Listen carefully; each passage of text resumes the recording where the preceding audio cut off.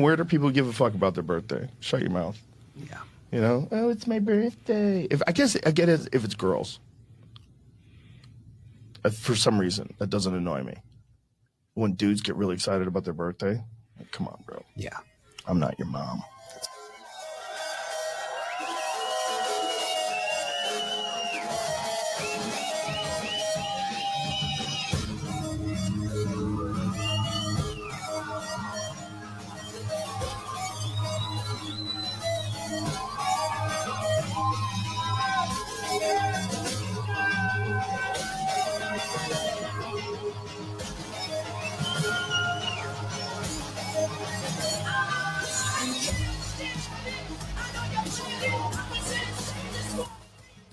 Dude, That's such a good track. Beastie Boys always brings me back to so many places that I just have so much fond memories of, like childhood, teenage. Well, welcome to the Liberty AF podcast. Welcome to Liberty AF podcast, everybody. What is your first memory of the Beastie Boys? So it was definitely the License to Ill album. 1985? Yeah, but I didn't listen to it until... I mean, you were 7 years old in 1985, so... Right. So the first time I heard it, I think I was 10. I think 10. Okay. And it was the Girls song. Mm-hmm. And I just thought it was so funny because, I mean, I'm prepubescent when I'm listening to it, so I don't even fully understand the gravity of I the hit lyrics. puberty when I was 6, so I don't know about you. It was No, you weren't. It was a cycle thing. I didn't hit puberty until I was like 25, I think. Right. Yeah. No, but I just mean, like, I just remember it was like, girls like can do the laundry, girls like can the bathroom, girl. You know, it was just like it was such a like a song that had a cadence that was just like so droney, so zombie mode to it, like girls, you know, girls. It sounded like kids actually too, which we were kids, you know. And so, do you remember when I think I started hanging out with Zach when I was in 4th grade? Yeah. Zach was the kid. He lived in a condo or something like that. Yeah, correct. Yeah. Over by the 7-Eleven. Yep. He was a latchkey kid, single mom kind of a thing. So he had we're all latchkey kids. Not all single moms, but all latchkey. No, kids. we're all latchkey kids. But I mean, I'm just saying he was definitely like single mom. So there was just, you know, single parent household. I don't know where his dad was, but he had the tape and he lent it to me, and I wore it out. I wore that tape out. He also, funny enough, at the same time he lent me that tape, he also lent me Milli Vanilli. Yeah, I remember. You know how like you're a kid and you like remember things about certain people, but it's like that's what I remember. So our experience in the 80s was, you know, like tapes and records and CDs were just becoming a thing, but radio was a big part of it. And broadcast television, we were too poor for cable, so yeah, we had the antenna. Eventually we even upgraded. Remember, Dad bought the little box that goes on top of the TV that we wired up, and it had a motor.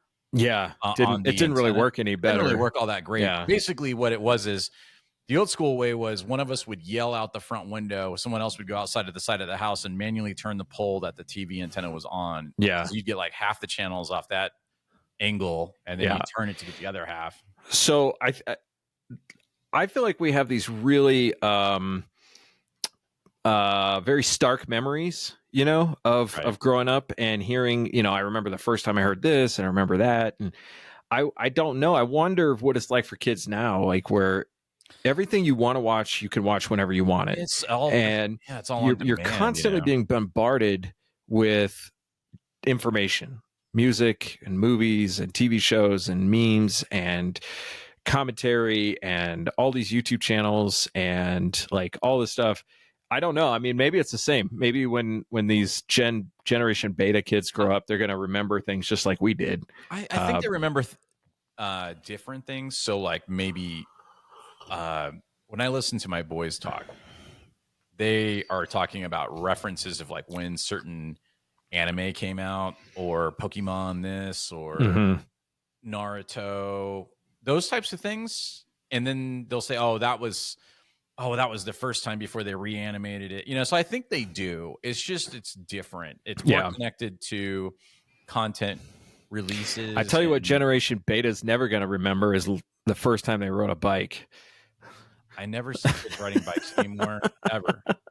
I do occasionally, because we live fairly close to an area where there's like some skate parks or a skate park and things. Mm-hmm. And there are some kids over there because there's actually 2 skate parks within about 5 miles of my house. Yeah, I'm about the same actually. Yeah. I think, but actually, I think I'd be at like 3. But could you imagine if there were 2 skate parks within a few miles of our house growing up? We had to make our own ramps. I mean, I feel like they'd be mobbed. I feel like you wouldn't be able to even like, it'd be like being inside a concert. They'd be so busy with kids. I don't know, maybe not. Speaking of concerts, did you see that video of that chick that was singing for Soundgarden? Dude, try to stage dive? Big black girl. Yeah. Stage dived and then she hit the ground and she got up and she's like, I told you I was too heavy for you to catch me. Here's a tip for any wannabe stage divers. If there's nobody at your show, nobody's going to catch you. That's what I also knew. That was the first thing I noticed is like there's not a lot of people there. What happens when people stage dive is like you can't get out of the way, and so you have to catch this person. If you can move, you're going to move. Like she was a big girl. She wasn't Lizzo big, but she was. I don't think it matters. I don't think it matters. I think if an 8-year-old jumped off the stage, nobody would have caught the 8-year-old. There was too many pockets, man. Yeah, there's too many pockets. Because the natural inclination when you see a body flying through the air at your head is to move, is to get out of the way. The only reason it works at like a big concert is there's nowhere to go, so you have to put your hands up. So I remember I crowd surfed at this concert at a Six Flags when I was like 14, and kicked this kid in the head. I kicked him. Not on purpose. I mean, my foot just hit it. Were you crowd surfing? I was crowd surfing, okay. Yeah. And they let me down, and this mom comes running up to me and screaming at me that I just kicked her kid in the head. Yeah. And I turned to her and I was like, this is a punk show. Right. And then she got pissed and she walked away. I didn't know what else to say. I was like, I'm sorry, the rules are different here. Right. Like, do you know how this works? I got kicked in the head. First of all, what is a guy doing at a punk show with his mom? Was he a kid? Yeah. Like, I mean, how young are we talking here? I don't know. I don't remember. I could have been 3 years old for all I know. Like, jeez, that's funny, man. So I got kicked in the head one time at a show. Funny enough, when I kicked this kid in the head and when I got kicked in the head, it was the same band in 2 different cities. Wild. Yeah. And I got kicked so hard in the head that I pretty much lost consciousness for a few seconds. I woke up climbing up off the floor. So, but my mom wasn't there. So I had to scream at the guy by myself. Yeah.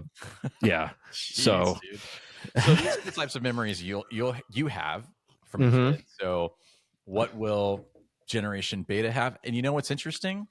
You know what's kind of cool? I didn't even tell you about this today, but my brother-in-law's wife, right? We're really good friends with their family. So Kara's sister, Christine, is having a baby as we are talking right now. A new human. On my birthday. Yeah. How about that? On my birthday. So we're going to share it. Oh, yeah. That's we cool. didn't even say this happy birthday. Yeah. And that's the end of it. Hence the Joe Rogan clip at the beginning, right? Nobody cares. Hey, what do you want for your birthday? Dude, there are 2 things that I want for my birthday. One of them is a steak and the other one you can't give me. So. I don't even think it'd be right for me to give you a steak on your birthday.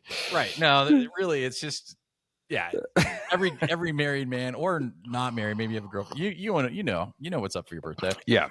Yeah. So let's talk about the fires. Fires. I thought you might bring the fires up. Yeah.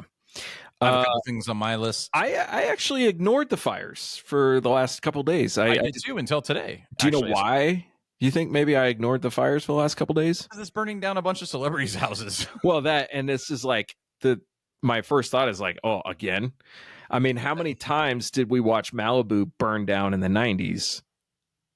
Oh yeah, I remember that happening. Not only that, but also the mudslides too. Yep. Fire would come through, and then whatever didn't burn down ended up washing away with a mudslide about 6 months later. And it's not to be like, oh, I don't have any empathy for people who lose their homes and stuff, but it's just kind of one of those things where it's like earthquakes. We grew up in Southern California. Yeah, we experienced earthquakes, but remember like Northridge and so like pretty big natural disasters happen.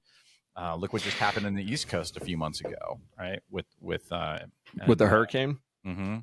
So I don't know a lot about this, but it certainly seems to me that this whole wildfire issue could be pretty easily dealt with aggressive fire mitigation in these areas. Because if you haven't been to Southern California, it's a lot of canyons surrounded by neighborhoods. Yep. And anywhere you go in Southern California is expensive. Even if you're in like a pretty low income area, it's still very expensive to live there. And so that's a lot of value wrapped up in that real estate. Sure. And it seems to me that if you had significant fire breaks between these canyons and the houses, then the fires would come through like they always do, and the houses would be okay. I mean, am I crazy? Is that so? That's part of it. Yeah, but they won't let them do the aggressive fire mitigation. That's the way I understand it. I could be wrong. Been taxed for it though.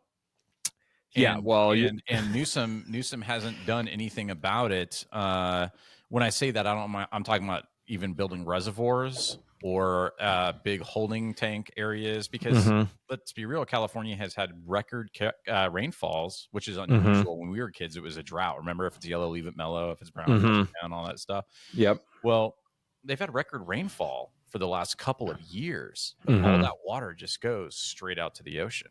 It's not being collected. It's not being stored anywhere.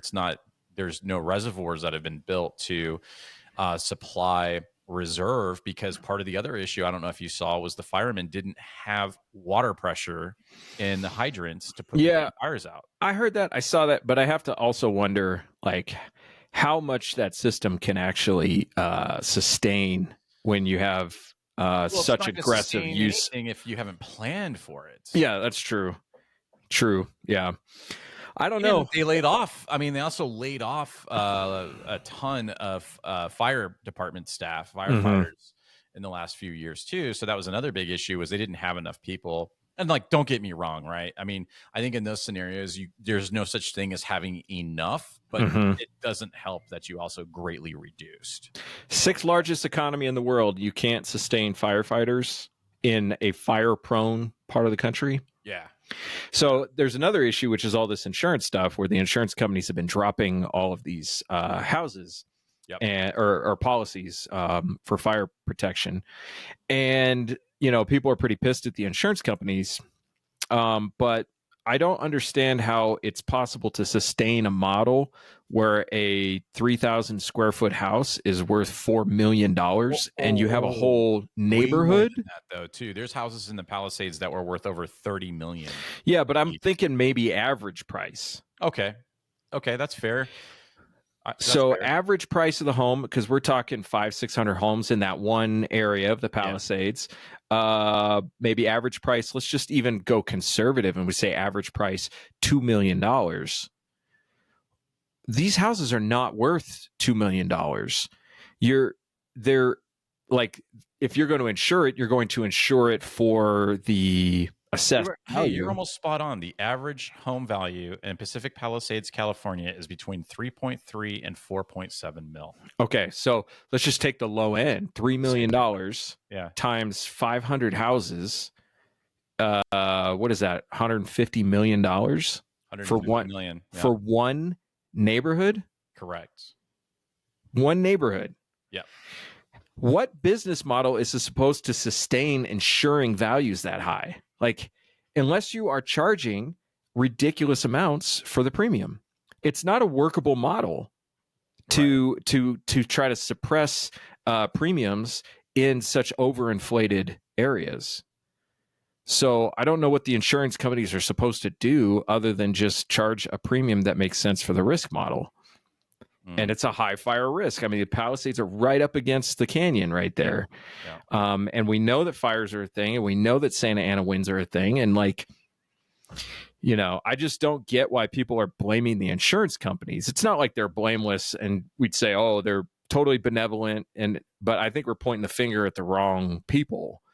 Because these insurance companies will go out of business in a catastrophic event. And I keep hearing this from communists who maybe not call themselves communists, but they'll say things like, well, if they can't make money with shitty models, then they don't deserve to be in business. It's like the restaurant thing. They'll say, if you can't afford to pay your employees, then you're not a good business and you shouldn't be in business. Right. Like that's such a backwards way of looking at it. I agree, but there is also a shady side to that business, a big time shady side. And I have some insight. When I was a consultant, I did a job for, I don't know, about a month in New Jersey for GMAC, reinsured.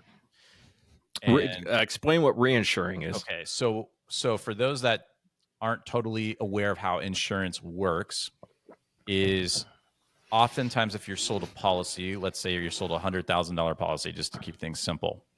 If you're buying it through a traditional, not every insurance company, but a lot. I think a large majority of them, I don't know what the percentage is, so I'm not going to just make stuff up.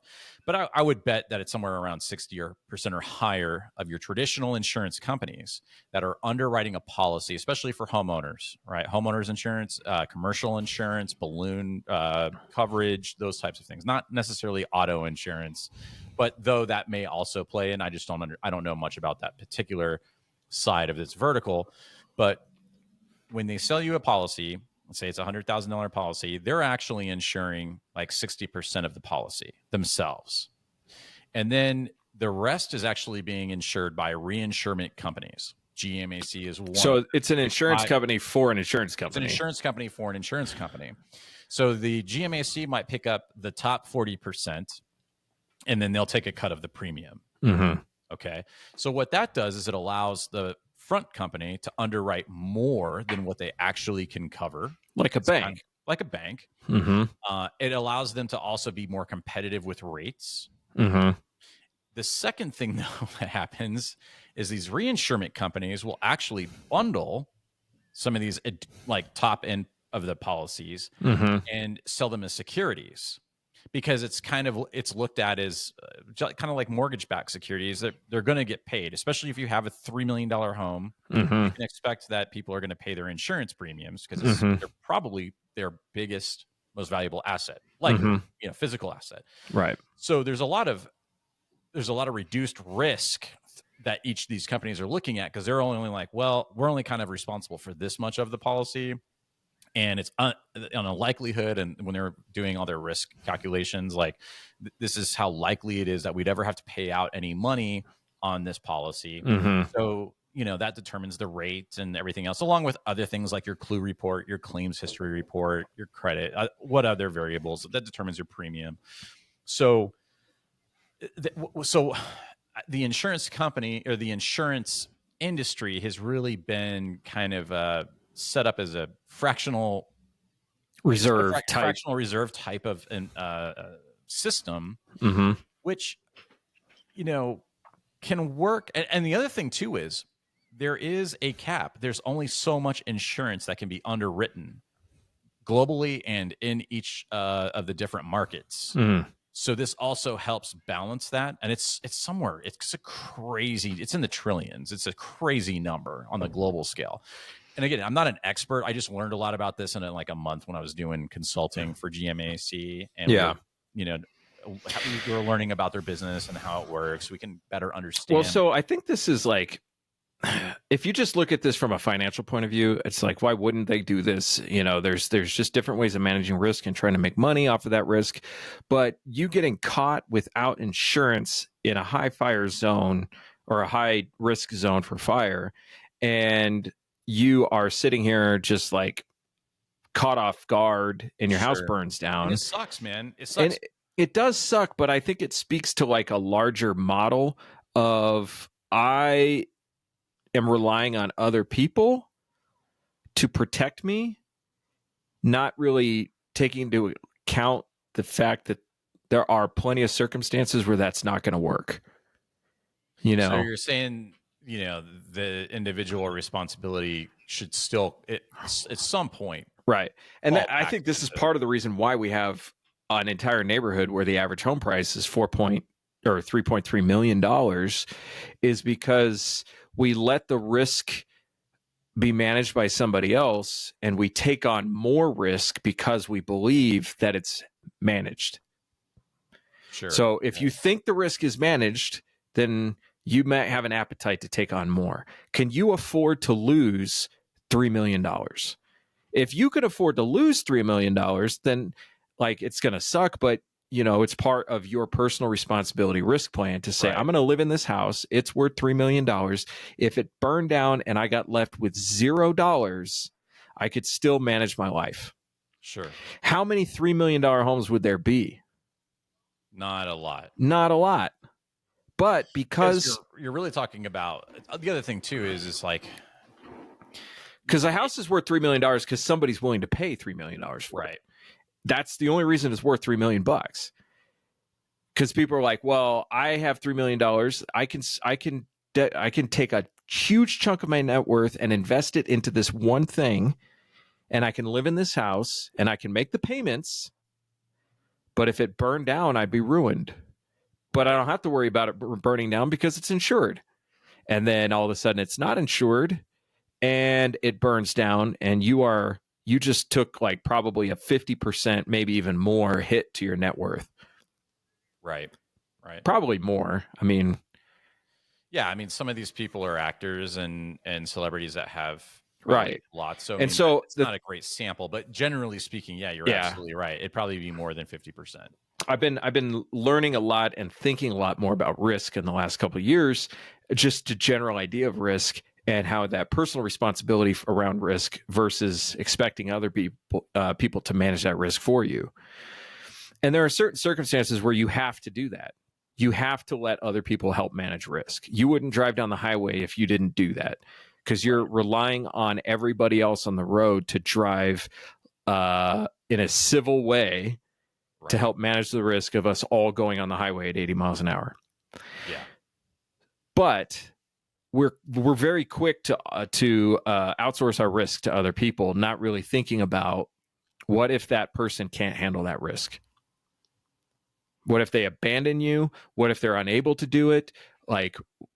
Because there's no perfect way to manage risk.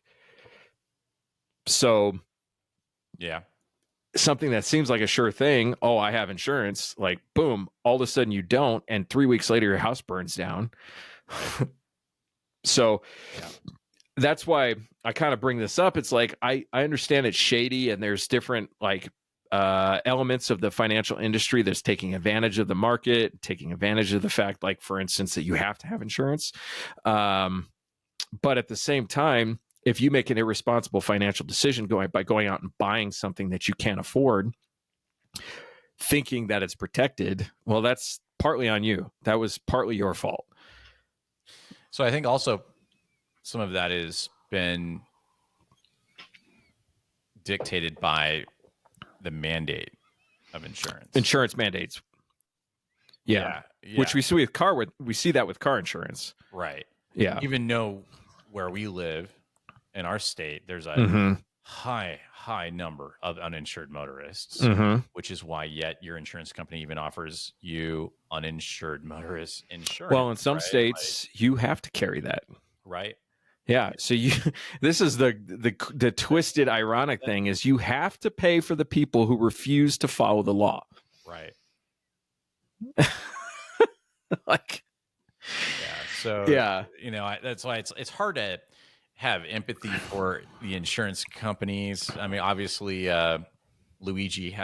Mangione had no. Yeah, we haven't had a podcast. And funny enough, we were supposed to have a podcast not that long after that happened, but we got delayed. Right.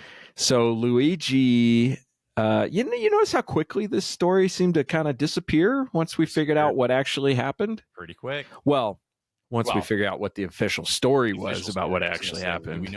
Do we really know what happened? Just do we really have the Epstein list? Do we really have anything that Yeah. I mean, take something sort of similar, which would be the Kyle Rittenhouse case. It's recent enough, and I think similar enough that we can draw some comparisons from.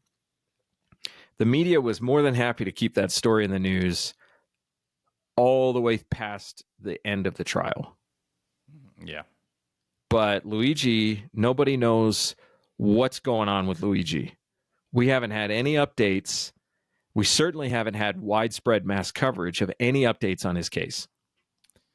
So do you think it's because they got the opposite response because people were tweeting and posting about him in a positive light and not a negative light? So we have to change this narrative, so make it go away. We can't. Well, yeah, I mean, not really change the narrative, just shut it off. Well, that's what I mean. Not change the narrative, but just shut it off. Yeah. Changing the narrative would have been feeding us a bunch of misinformation about him. Which is what they did in the beginning. They tried. Yeah. But the misinformation was like not substantiated. Mm-hmm. And as more evidence started to unravel and the 4chaners and stuff go to town, then, the more it unfoils what that narrative would have been kind of. So like, for instance, if the media had come out and said, well, we found a bunch of World War II Nazi memorabilia under his bed. He had 17 copies of Mein Kampf or something. I mean, it would have been, you know what I'm saying? Like if they had painted him in like as a racist or something that was like, whoa, what? F this guy. It would have immediately shifted the attention away from the insurance company or United Healthcare in that case. But no, like there was no, there was no smoking gun in that sense. I mean, it was a smoking gun, right? But I mean, there wasn't a smoking gun that they could be like, oh, he was a pedophile. Oh, well, or something that the official story was that it was a ghost gun, and I think that it probably was, but there's a convenient angle to beat the drum about how dangerous ghost guns are. But no, we'll just stop talking about it. Yeah, I think that him being turned into a hero is definitely not good for business. We know who pays the bills at the media companies. We know where their bread is buttered. And it's not a big jump. And I think this leads to a larger question about media in general. Media is biased, and it's generally biased towards who's paying for it. Because you can't produce it at scale without somebody else paying. It doesn't pay for itself. Mass media does not self-sustain and pay for itself. Even NPR doesn't pay for itself. So,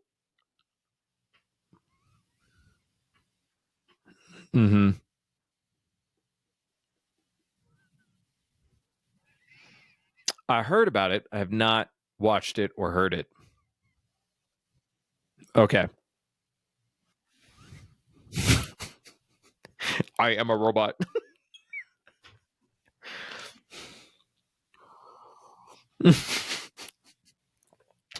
He sounds like the white Barack Obama. He just can't nail it, he just doesn't have like this yeah. Yeah. Yeah.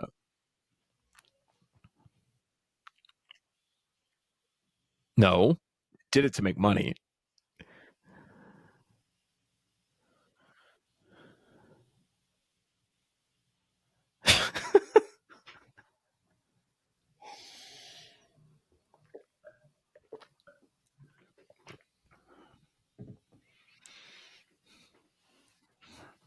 So he's pointing the finger at mainstream media.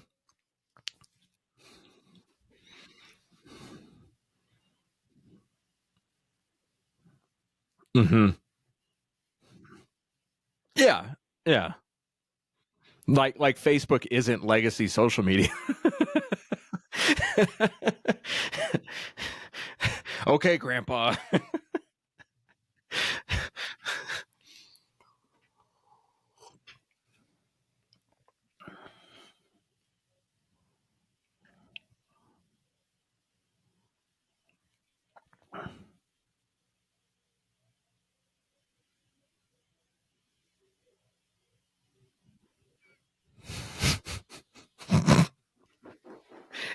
You've got a bunch of dudes working minimum wage watching the worst shit on the internet. We're suicidal. Yeah. Uh-huh.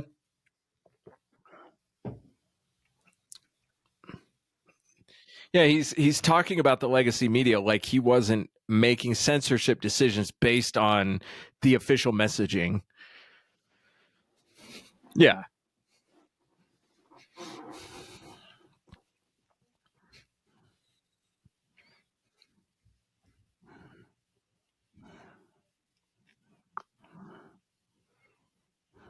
Mm-hmm.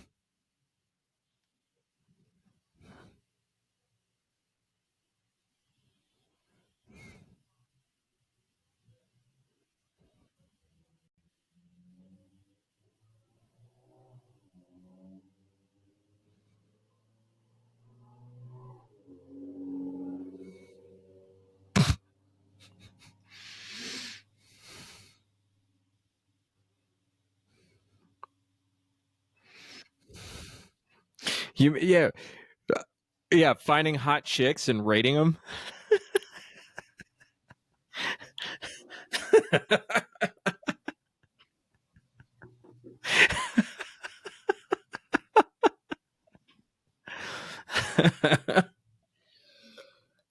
So these companies they lie all the time, and people get mad at them. Oh yeah. Him and Dana White are buddies. Yeah. Oh yeah. Yeah. He's walking around like, no, I'm just kidding. Well, this all started with the hydrofoil and the American flag. That was the beginning of the Mark Zuckerberg shift, and I almost wonder if like it was at that point right before he got on the hydrofoil that he was like, I have all the money I'm ever going to need. Let me just shut off all the ass kissing and business making and all this stuff and just enjoy myself. And now all of a sudden he's just like, you know what? I'm just going to do what I want to do. Maybe I don't know. But yeah, I don't like it's one thing to post a video of you doing something like wacky. It's another thing to actually learn how to ride a hydrofoil with an American flag. I've seen people try. It's not easy. Yeah, so he's been practicing on the hydrofoil. This was not a photo op. This was not him being. Yeah.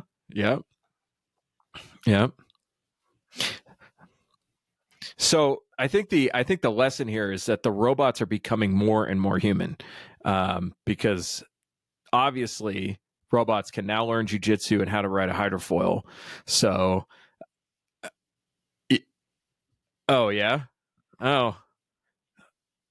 I don't know why I didn't even think about that as a possibility. That sucks. Yeah.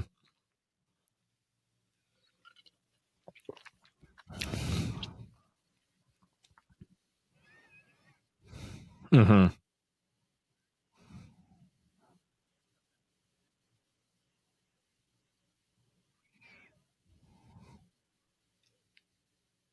Community notes. Yeah.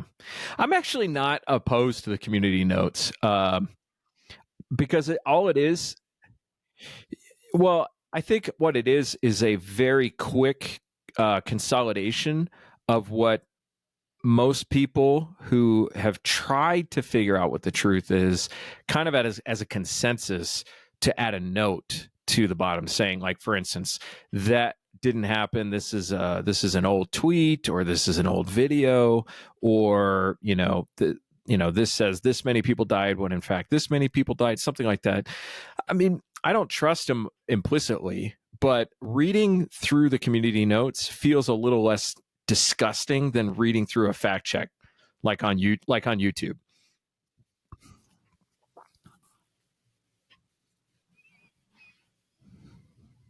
Mm-hmm. Mm-hmm.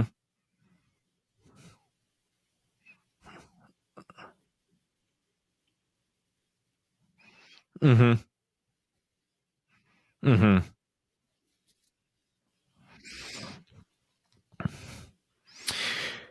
So would you kind of like gut feeling attribute this to, let's just for lack of a better term, call it the Trump effect? Or would you attribute this to a failing business model that's trying to reinvent itself, or something other than that, sneaky, tricky? Mm-hmm.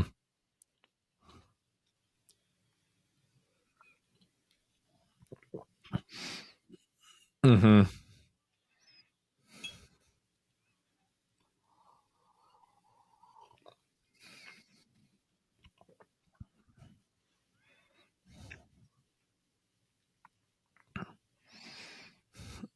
Mm-hmm.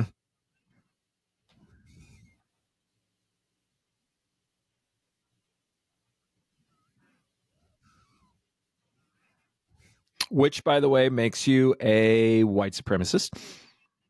Mm-hmm.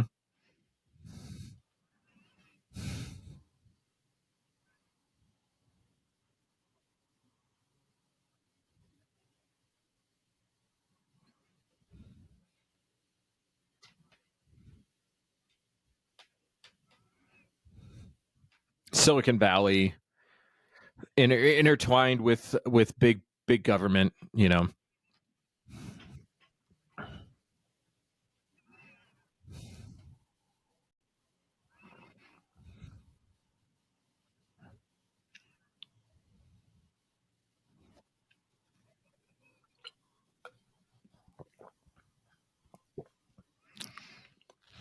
Mm-hmm.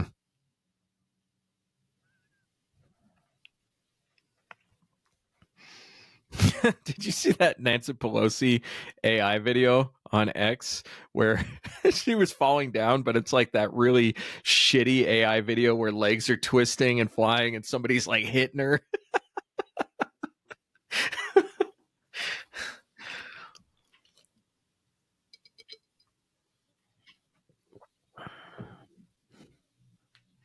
Mm-hmm.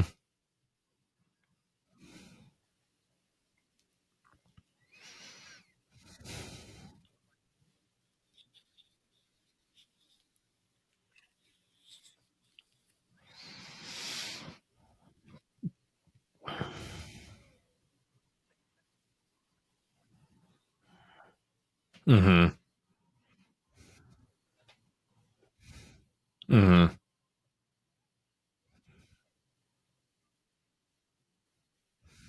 Mm-hmm.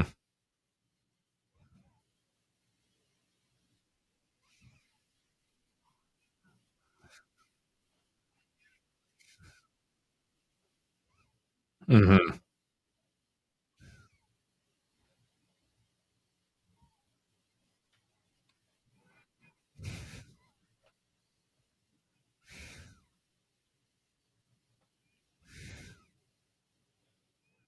Well, I think I yeah. Mm-hmm.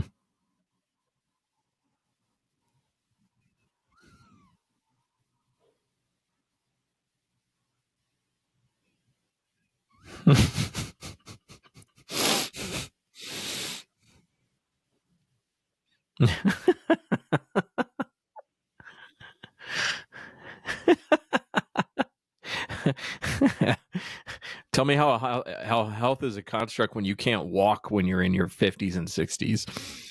Yeah. Mm-hmm.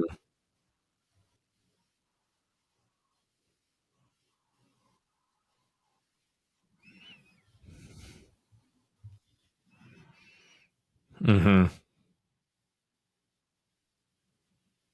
Yeah. Who knows? Yeah. So this is why I'm not like, I never really got excited about Elon and Twitter, because I understood that what motivates somebody like Elon is something that I am not going to be able to comprehend.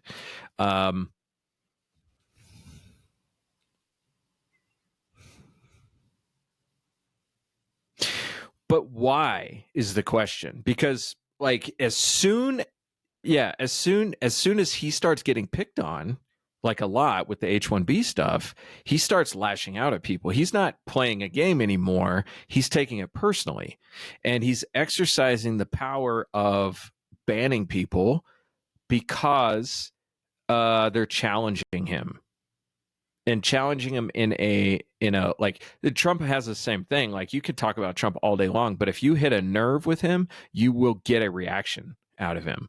Like you hit that insecure part of him, and you're going to get a reaction out of him.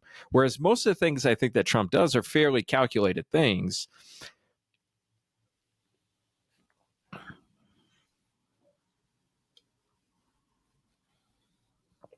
Mm-hmm.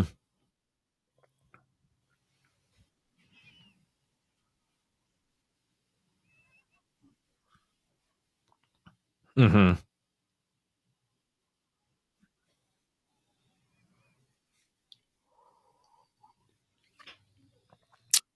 I think that Joe Rogan's ahead of him, and that's because Bill Burr has mm-hmm.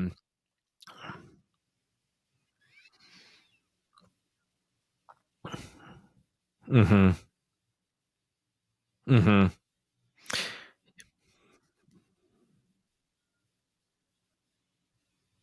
Yeah. Mm-hmm.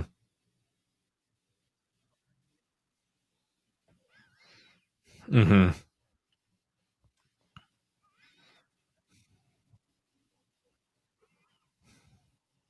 Mm-hmm. Mm-hmm.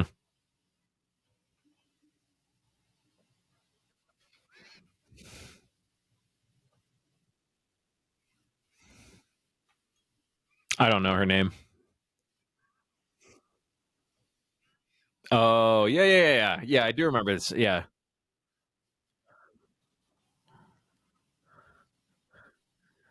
Yeah.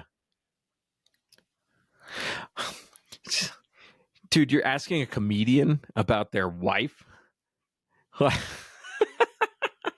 Come on.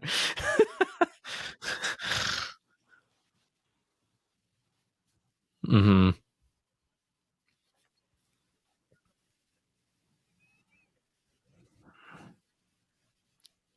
Mm-hmm. Mm-hmm.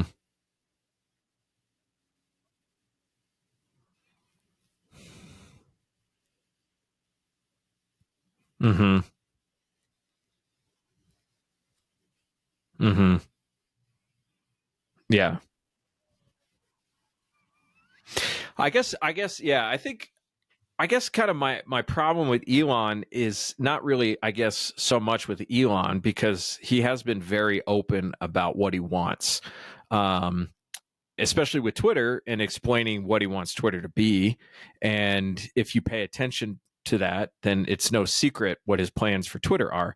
I guess my problem with Elon is people who think that he's some champion of free speech, and he's not. But that's not really, I guess that's not really his fault.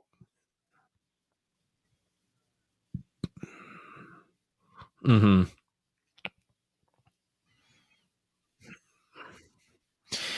Yeah, and I think it actually goes back to that that responsibility thing I was talking about before. Is like all these people were too a lot of people were too scared to live and speak the way they wanted to speak, and they didn't feel like they could until Elon gave them the space to do it. And so they're like, oh, Elon's the hero because now I can finally say what I want to say. Right. Right. And this is more, I think, an issue with like the influencer level where you have commentators and people who have something to lose by speaking out because they've built their audience on Twitter. We see this in the GunTube world, people who have built their audience on YouTube and who have built an income on YouTube. and they enjoy the credibility that they have and the money that they have, and they're not willing to say what needs to be said. They're dancing around YouTube's rules and then complaining about the way YouTube's acting. And it's like, look, they're a free company. If you believe in free market, then you believe that they have the right to do whatever they want with their platform. And you have the right to do what they want or leave. But you complaining about it is hypocritical. And I think that's the problem I've had with Elon, is all these people treating him like he's a champion of free speech, and he's clearly not. He's just got a really good sense of humor, and he's got, mm-hmm.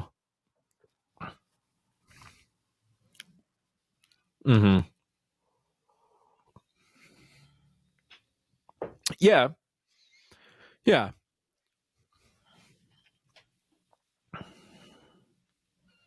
Mm-hmm. Yeah. Mm-hmm.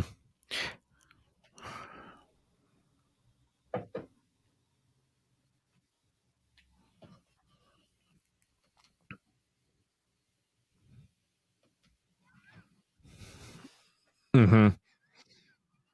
Which Jack Dorsey went on the Joe Rogan Experience, and we still didn't get a straight answer. Well, they wouldn't let him go on Joe Rogan without his little babysitter, and she was the one who answered, like, no, we're not doing that. And Jack's like, I don't know, yeah.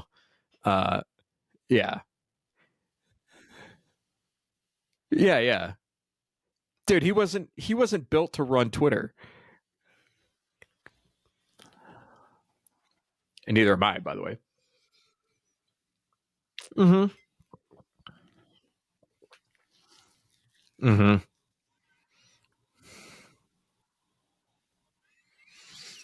Yeah.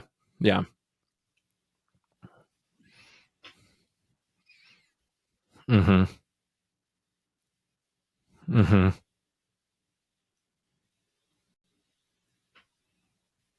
Yeah.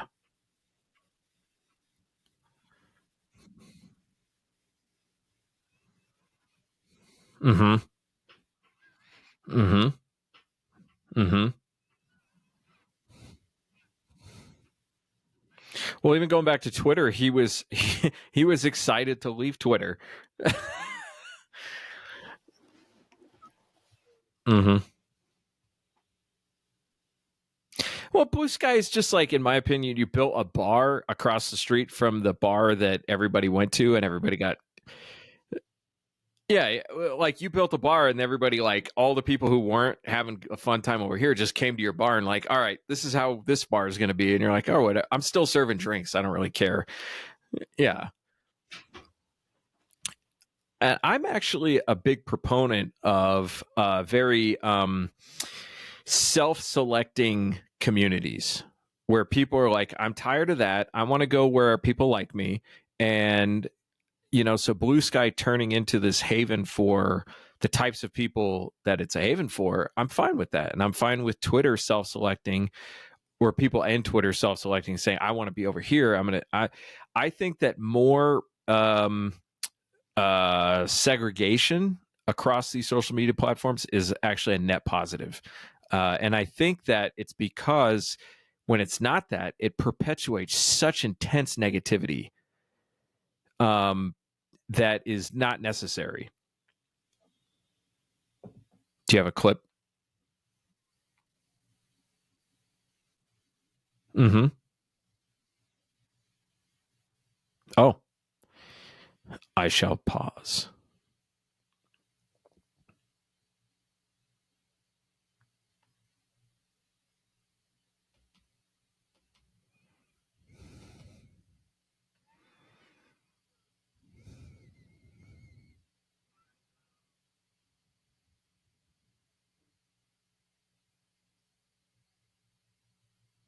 This is weird. I don't know if this is still recording. I'm by myself. You could see more of my office. Hello. This is great podcast material right here. I don't know if this is ever going to see the light of day.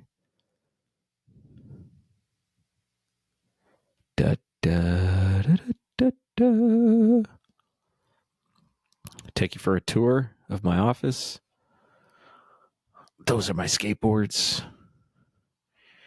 That's my wall of concert handbills. That's my high school baseball team photo. The last trophy that I got.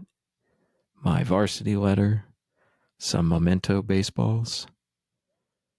That is a VHS of Destroying America. A hookups skate video from 1994, I think.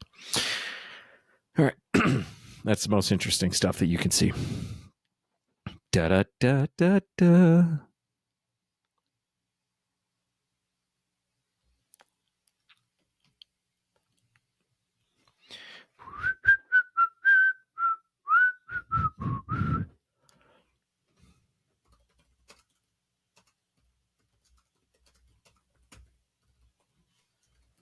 Okay. Oh, you're back. Weird. All right. I don't know if it recorded the whole time, but I did a terrible job of filling time. Okay. It might have been, but it's still recording, and I'm going to start the audio recording again. Okay. Okay, so we're back. We just had a little bit of a technical snafu with the video feed. Or whatever. I was pointing, and yeah. I think it might have been recording. So anyway, yeah, we were talking about where things. Oh, the segregation of different. Yeah. And I think too with the idea of like self-selecting social media platforms, I don't think that there's any misconception that you are in an echo chamber. You're in an echo chamber. Yes, absolutely. I think a lot of us understand that with the way the algorithms feed us our content, that's just basically reinforcing over and over again what you are. But if you're on Twitter, where you're constantly interacting with people from the other side, you might think to yourself, I'm not in an echo chamber, but you really are. But if you're on Blue Sky or you're on Reddit or if you're on Gab or True Social, you know that this is like True Social is Trump town, Trump city. Right. Sure. And I think that's for reasons I can't exactly explain. I think that that's a more intuitive, more natural way for people to interact with the world around them. I don't think we're really capable of being bombarded with chaos.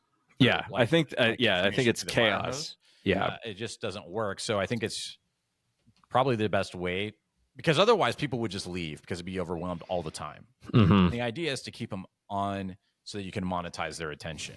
Right. So it makes sense that. I mean, I get the whole like I'm arguing with somebody, so I'm going to keep coming back to the website over and over again to keep arguing with them. Yeah. But I don't think that's like a net benefit for the platform or for the people in the long term. In the short term, I think it works. In the long term, I don't think it's a good thing for the platform or for the user. So, I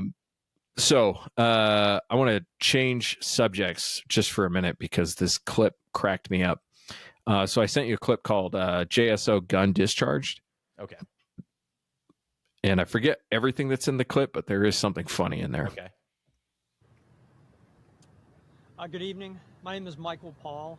I am the commander of Specialized Investigations. This evening at approximately... Can you hear it okay? Because it's only playing through one channel for me. Yeah, I can hear it. Okay. 5:10 this afternoon. A patrol officer conducted a traffic stop on a vehicle for running a red light. During that traffic stop, the officer made contact with the driver of the vehicle. Oh, I remember. During that interaction, the driver indicated that he had a firearm in his waistband. The officer asked the driver to exit the vehicle. The driver did so. Okay, pause. So at this point, it's the guy did this and the officer did this and the guy did that and the officer did that. So it's all like this person did this thing and this guy and this other person did this other thing. All right. So keep playing it. Okay. The officer attempted to take custody of that firearm until the traffic stop was over. While the officer was attempting to remove the firearm from the driver's waistband, the firearm discharged. So all of a sudden, driver was then the action was committed by the gun. Well, don't you know, guns can think for themselves and act on their own accord without any human it's fact. intervention. It's like so. It's kind of the equivalent of the guys of him saying like the officer asked him to exit the vehicle and the vehicle ejected the guy from the car. It's like no, the guy got out of the car. But now when the officer touches the gun, it just went off. Game over, bud. Who can explain it? Do you want me to keep going? Or yeah, because there's actually something else that's funny. The leg. The officer on the scene, as well as another backup officer, immediately gave first aid and also applied a tourniquet. Oh, good job, officers, and the for taking care of that bad gun. To the hospital where he is in stable condition. Currently, the homicide cold case unit is conducting the investigation, and we are looking for... Did he say the cold case? Yeah, he explained it later. They're basically like a special investigation unit, and I think it's like sometimes they don't have a lot to do, and they need investigators who aren't busy to go look at the what happened. Okay, so we'll get the cold case investigators. Yeah. Any results of that? You have any questions? So, can you clarify if the driver was a man or a woman? Yes, it's She asked, "Could you clarify if the driver was a man or a woman?" Yeah. Oh, yeah. We have details on that. Yeah, definitely a dude. Yes. Definitely a dude. Yeah. The driver, and he was 39 years old. I'll back that up 10 seconds. Any results of that? You have any questions? So, can you clarify if the driver was a man or a woman? Yes, it's a black male, the driver, and he was 39 years old. And how did the firearm exactly go off? It was in the waistband, and it wasn't sealed, or The way I understand it is that the firearm was in a holster, but it was inside the waistband. It was not an exterior holster, and the officer was... That doesn't make any sense. I carry it inside the waistband. Never had my gun go off. I've never had my gun go off. Yeah. Attempting to remove the firearm. Not sure how the gun was discharged, but as she was removing the... Oh! Ah. Bill Burr. As who removed it? Oh, these lady cops, they can't catch a break, man. They cannot catch a break. Man, dang it. Yeah. Dang it. Wait. Who was responsible for making sure the door wouldn't, I don't know, open on the airplane while it was in flight? Could you show what team was responsible? Yeah. It's just like I think that generally speaking that women have the mental game for being a cop. Because I think being a cop is a pretty dynamic set of mental skills, but physically, it's difficult to put women on the same playing field as men when it comes to fighting, apprehending, controlling people. So women are going to be treated as less than as police officers. They're going to be treated by suspects that way. They're going to be treated by other cops that way. So especially when you're talking about a physical thing, because I agree, I think women have much better capabilities for rationalizing, not being removing the machismo. I'm a big bad cop, and you're not going to mess with me. Kind of like that. A lot of that stuff doesn't exist. I mean, it's complex. That's what I'm saying. But at the same time, it's like the idea when you are 15 years old and you're skateboarding, and two of the mall cops who are overweight and they couldn't run if they wanted to tell you, you better get out of here, we're gonna get you, and you're just like literally laughing in the face of like enforcement because you just realize you're like, dude, you pose no threat to me whatsoever. I whatever you're trying to project towards me, I'm actually flipping it around and laughing about it. Right. That happens in like milliseconds. Those thought processes where you flip to that. Yeah. So if you are a big dude, or you don't even have to be a big dude. You just have to be sure of yourself, confident. Sure.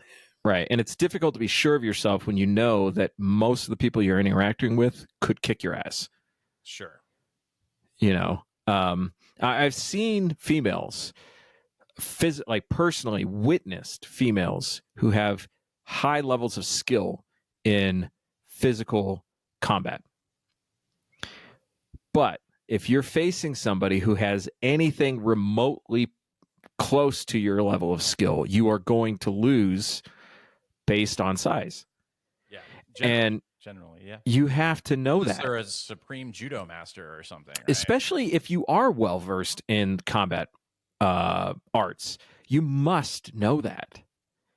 Man. And you're going to express that in your interactions. Right. Now, there is the element of like, I don't care. Like, I know you could kick my ass. I don't care. I'm still going to take you down, or I'm still going to try. And I understand that. But like, a lot of human interaction is nonverbal communication. And I've talked to multiple police officers who talk about when they were rookies, how they didn't know how to pick up on that nonverbal communication. And now that they're veterans, they do. And again, like you said, just split-second decisions happen in those moments. And all of that, like, I'm saying all of that to justify saying that, you know, physically speaking, women are not going to make as good of police officers as men. And whenever they make a mistake, they're going to be treated as less than. If it had been a man cop who had pulled that gun out of that holster and shot that guy, he would not be getting the same grief as it is being a woman. Even though, objectively speaking, drawing a gun from somebody else's holster is not a strength issue. It's not like a gender issue. It's just a shitty situation. It's just a bad, just a bad idea. Yeah, it's so not going to go well. So it's just like, I'm not a woman, so I don't know what the thought process is of saying like, oh, I want to be a cop. You know, like if that's a dream of yours, I get it. You have to understand though that like people are going to treat you differently on all levels. Right. You know, it's just like dudes who are nurses. A good friend of mine is a nurse, and you know, and it's like it's a great job for him. He's very good at it and everything, but at the same time, there's still the idea that like this is not really a douche. Do you give him a hard time about it? No. I mean, I think it's at one point we would joke about it. Yeah. But I think that just like these stereotypes exist over history. Sure. And it's not that you can't do the job. There are plenty of people who have crossed over and done the job. It's just like you have such a huge thing to overcome to gain the respect. And then on top of that, you have to understand as much respect as you gain, you're still never going to outrun the jokes. The jokes are always going to be there. I mean, no one would expect any different, right? Well, you'd think nobody would expect any different, but so who you're talking about, he and I were actually just texting today because we're looking at doing the Boulder Marathon in August, together. So that's why I asked, because then I was like, if you were, I was gonna tell him to listen to this clip. Well, and there's another thing.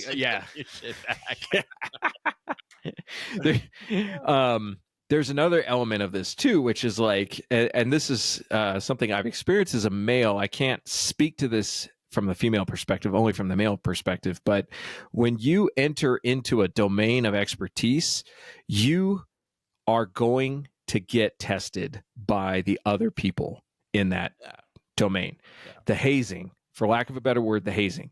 And the purpose of the hazing is for people to find out if they can trust you. Right.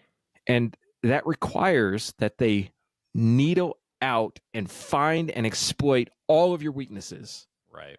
Because they have to know where they are. Right. And they have to know that they can trust you. It's not that you don't have weaknesses. Everybody has a weakness. But if that turns into something that they can't trust you on, then you're not going to be able to work as a team. Yeah. And so that joke making and the ridiculing and the hazing is a necessary part of the development of the team. I mean, has no one seen Training Day? Yeah. Or End of Watch? Jake Gyllenhaal. I've actually never seen End of Watch. Really? Yeah. Oh man, you have got to watch that movie. All right, there's Josh's movie recommendation for episode 4. The reason why I like End of Watch so much is because, first of all, tidbit, that movie was shot in 22 days, and it was a cost of $7 million. And the reason why I bring that up is because if you keep that in mind and you watch the production value and the story writing and the time that Jake Gyllenhaal and his counterpart actor, who's the Mexican guy that played in the latest Chips movie and stuff. So is Gyllenhaal a cop? They're both cops. They're LAPD. Okay. And here's the thing. So the premise is Jake Gyllenhaal is taking a class. It's a video film production class. So part of his class assignment is to make a movie. So he's basically vlogging him on the job. He's vlogging his experience. You know what's really weird about this is I barely have any knowledge of this movie, but today I saw a clip of him on the set for that movie. Really? Yeah. And I didn't even know that's what it was, but the way you're describing it, I'm like, oh yeah, that must have been End of Watch. There's a popular clip in the movie that's used a lot in memes where he's filming himself and he's in the locker room and he's got his Glock 19. He's like, yeah, this is our service issue. It's a Glock 19. And he's got put it his magazines and all this stuff. And a lot of people will overlay like different meme stuff over that. But it's a great movie. There's a lot of humor because most of the movie is about the character development between these two actors and their day job, and kind of like gives you behind the scenes of like what a cop is really like. It's mostly paperwork. It's a lot of boredom and sitting around. But then there's also like 8% action, and the action is super intense. So it just is it's a good flick. But anyways, my whole point is part of the brotherhood of that is like razzing on each other and cutting each other down, and both in all these cop movies, right? So and I know those are movies, but it does mimic reality. Well, they're a reflection of culture. Yeah. And so when you say within this context, the officer, is already at a disadvantage because of the stereotype, and then now this doesn't help the cause either. And you're all right. If it was a guy, it would have been a non-issue. It would have been non-story. There still would have been a press release, but we wouldn't be playing the clip. Yeah. But in this context, it's like, it's not even okay to bring that up. And if we truly were equal, then it would be okay to bring it up. Right. It would be okay to rag on it and make fun of it, because that's part of the process of you becoming equal on the team, So, and I want to balance this out with a story of a female LAPD officer. I can't remember her first name, but I believe her last name was Choi, and very small woman. Like I'm talking like barely 5 feet tall. And she was an LAPD officer in the 90s, and she was leaving a police function. And you can find this on YouTube. You can find the story. She'll tell a better story than I was, or that I can, because she was there. She was not in uniform. She was leaving a party, and she was being followed home, and she didn't know it. And she got carjacked in her driveway. And she took a .357 Magnum round, point blank, to the heart. And she managed to retrieve her weapon from the car, shoot and kill her attacker, and survived the encounter. Dude, that's a bear killing round right there, man. That's not like well, it doesn't even matter the caliber, but the fact that it was the sad truth of, well, yeah, I guess it's a complex thing. Yes, you're right, and you're wrong, but you're right at the same time. So let's just say you're right. A .357, regardless of the power of the cartridge, the sound and the concussion of standing right in front of that thing when it goes off. I've shot .357, and it's a hand cannon.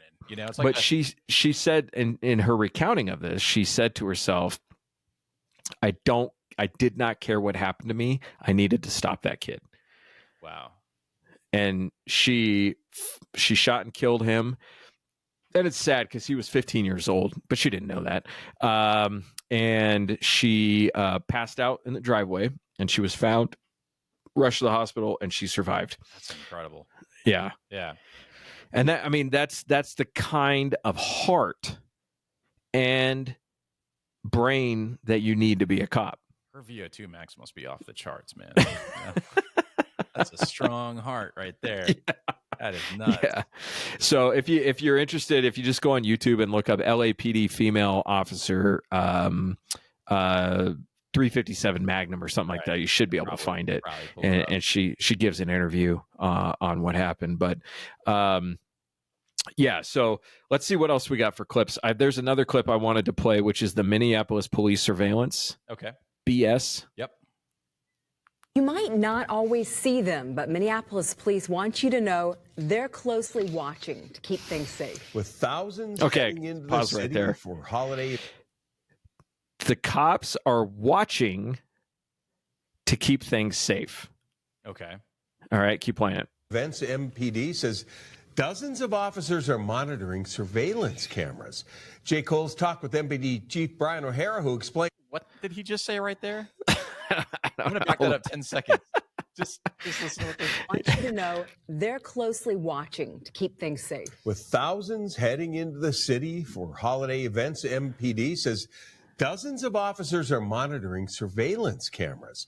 Jay Cole's talked with MPD Chief Brian O'Hara, who explains how it all works, and he joins us. He just ran out of breath. Dude is hammered on the job. Live from Minneapolis. In the story you're seeing first on 5, Jay. Kevin, MPD's late night safety plan, as it's called, has been going on for a while now on weekends. But tonight we've obtained some video. All right, so pause it again. They're only doing this on the weekends Okay. to keep you safe. Okay. On the weekends. Just On the weekends, No, yeah. fuck Monday through Friday. Yeah. You're on your own, kids. All right, keep going. It takes you behind the scenes a little bit and shows you exactly how it works. I sat down and watched some downtown Minneapolis surveillance video with MPD Chief Brian O'Hara, and he walks me through one example of how the late night safety plans work on weekends. Safety plan. Safety plan. It's a safety plan. Actually do de-escalate and safely take people into custody under very dangerous situations. Safely de-escalate. Right. Okay. Far more often than not. Chief O'Hara says this is video capturing one of those arrests. It's bar close at 5th and Hennepin early Saturday morning. There aren't any problems, but quickly the actions of several men catches the eye of police. Someone that is standing out that's different from the rest of the crowds. And next, Minority. By the way, report. he's not any different than the rest of the crowd. Right. They all look exactly the I'm same. sure.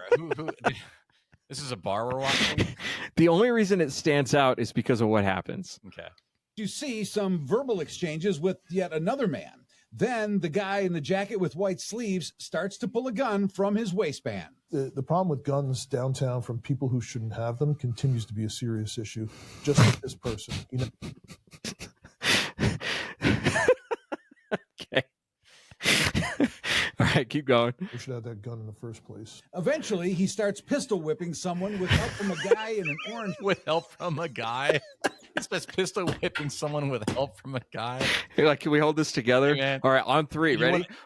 Is he like, yo, man, hey, man, you want to get onto this, bro? Come on, dude. Let's do this. Help a brother out. Hoodie and sweatpants. The pistol beating continues once the victim hits the ground. Chief O'Hara says this shows just how fast things become dangerous. And I think this is a good example. So no one shot anybody. He just, No. But was that because of the MPD? Or was that because this guy decided not to shoot anybody? I'm sure just because he decided not to shoot anybody. Yeah, because in the whole exchange that they're talking about right here, where are the cops? Obviously, They're sitting in some room watching the video. Right. Just like if you ever, I don't know, it depends on where you live and stuff. You ever go to a grocery store or Walmart and they've got the little blue tower thing in the parking lot.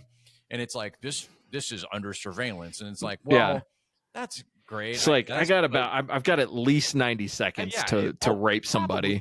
Probably more than that. So like, hey, cool, thanks. You're telling me there's no one actually here to stop crime. Right. The worst case is it's gonna be on video, but yeah.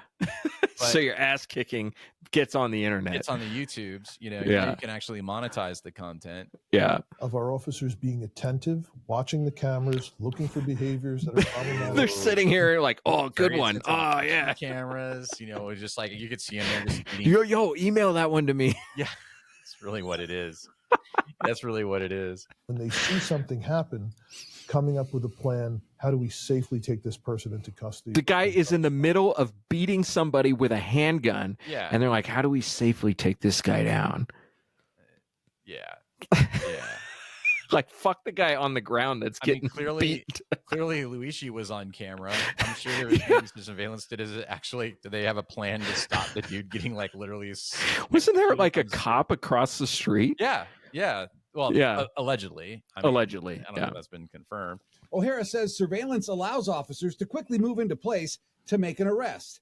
In this video, So, I mean, that's the one shining silver lining here is that You're not waiting on a they- 911 call. yeah, and they don't have to track this guy down and then arrest him.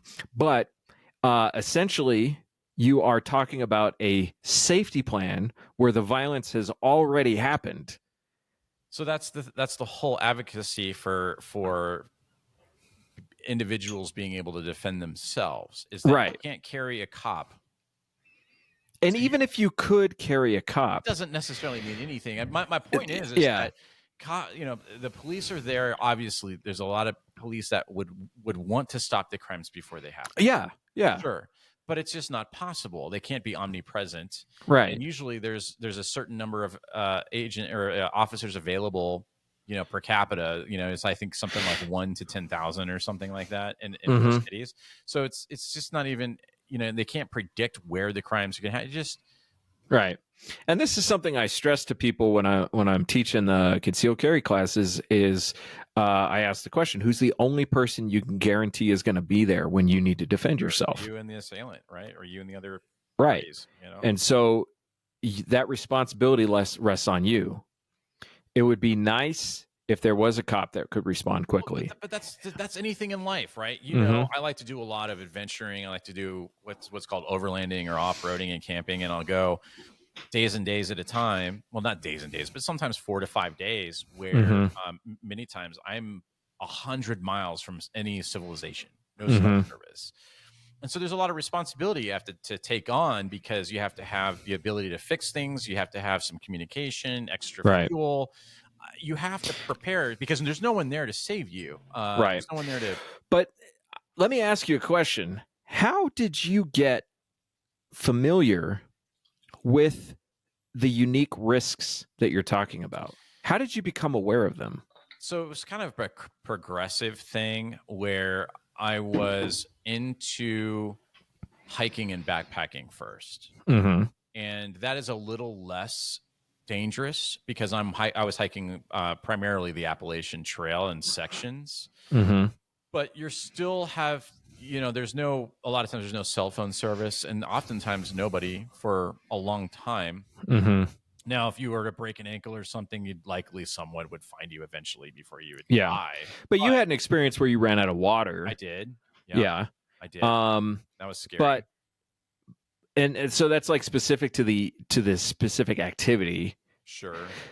But I don't really how do we become you have to put yourself aware of risk? You have to put yourself in uncomfortable situations. You have to not only do you have to do that, but something has to happen. Yeah. People because you've seen the situation where people are like they have a flat tire and it's 12 degrees outside and they're standing out there in their pajama pants and like no jacket. Right. And keep a spare pair of boots and a jacket in your truck or in the back of your car. Well, if it's never happened to them before, if they've never been cold before, and we're like, you should know. Why should they know? Yeah. Because we prioritize our attention based on things that we actually understand. This is how you guys teach your classes, though, is you run through drills and scenarios to at least simulate the closest thing you can to a realistic situation. So at least you're trying to mentally prepare, but people have to take the time to put themselves in uneasy situations. You and I have taken survival classes before, or at least a survival class together before, where both of us went 3 days without food. Okay, we shared one boiled egg. Right. But, and so what did we learn? What did I learn? I'll tell you what I learned from that class is like I can function pretty well without food for 3 days. I can function and without sleep. Very little sleep between the two of us. If you got hurt, now you understand how hard it is to move when you're healthy. How much more? Right. Or if you're trying to do land navigation after 48 hours of absolutely no sleep. Right. Complex problem solving and everything. Critical thinking skills are not as vibrant. Right. And so the point I'm trying to make, I guess, is like we oftentimes will blame people for not being aware of risk when if you really think about it, they've never actually been exposed to risk. Now Now, if you've been exposed to risk and you fail to learn the lesson, then that's something that we should talk about and say, like, hey, you're being an idiot. Like, you should have learned from this experience so that next time you don't make the same mistake. That's a failure on your part. Right. But we have created a society that so drastically takes care of your basic needs that even if you are caught on the side of the road with a flat tire and 12 degrees in your pajama pants, it's probably only going to be 10 to 15 minutes before a warm car is going to show up to warm you up. And so I think, like, I've been thinking about this more and more, how we keep saying, like, the younger generations don't know. It's like, well, how are they supposed to learn? Because we've worked so hard to create a society where they don't have to learn. And human beings are just like the rest of the universe. We're very efficient. We're not going to waste time and energy on things that don't need time and energy. It's the whole reason why they're even doing all this surveillance stuff. It's just to project the feeling of security and safety. But so if you, but that's just because people want to feel like if you don't know real risk, like if you've never experienced what happened to that guy when he's getting his ass beat on the sidewalk with a pistol, you don't understand why this clip is so stupid.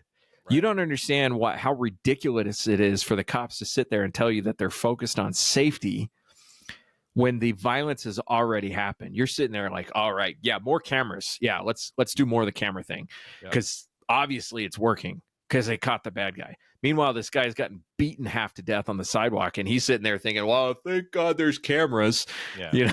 Yeah, it's gonna be a lot. And so, without understanding this stuff, you don't understand how ridiculous these statements and measures are.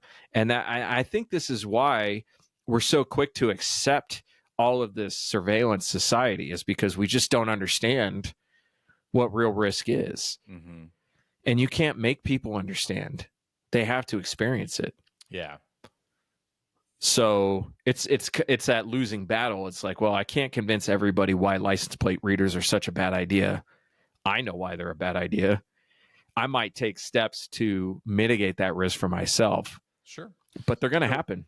Have you seen that there's these stickers that you can buy? You can put over a couple of your different letters on your license plate, but when a camera reads it or infrared, like it doesn't, it just looks. I do think that when you only have 6 letters or 6 characters on your license plate, you do need a sticker for every character. Well, what I've seen people doing is doing like 2 or 3 of them. So yeah, but if you get a partial plate and you have like on your vehicles, might not be a problem. On my vehicle, it would be a problem, because it wouldn't be that hard to track down how many there are of my vehicle and then cross-reference plates. Here's one of the cool things about one of my vehicles that is the fastest one that I own. Is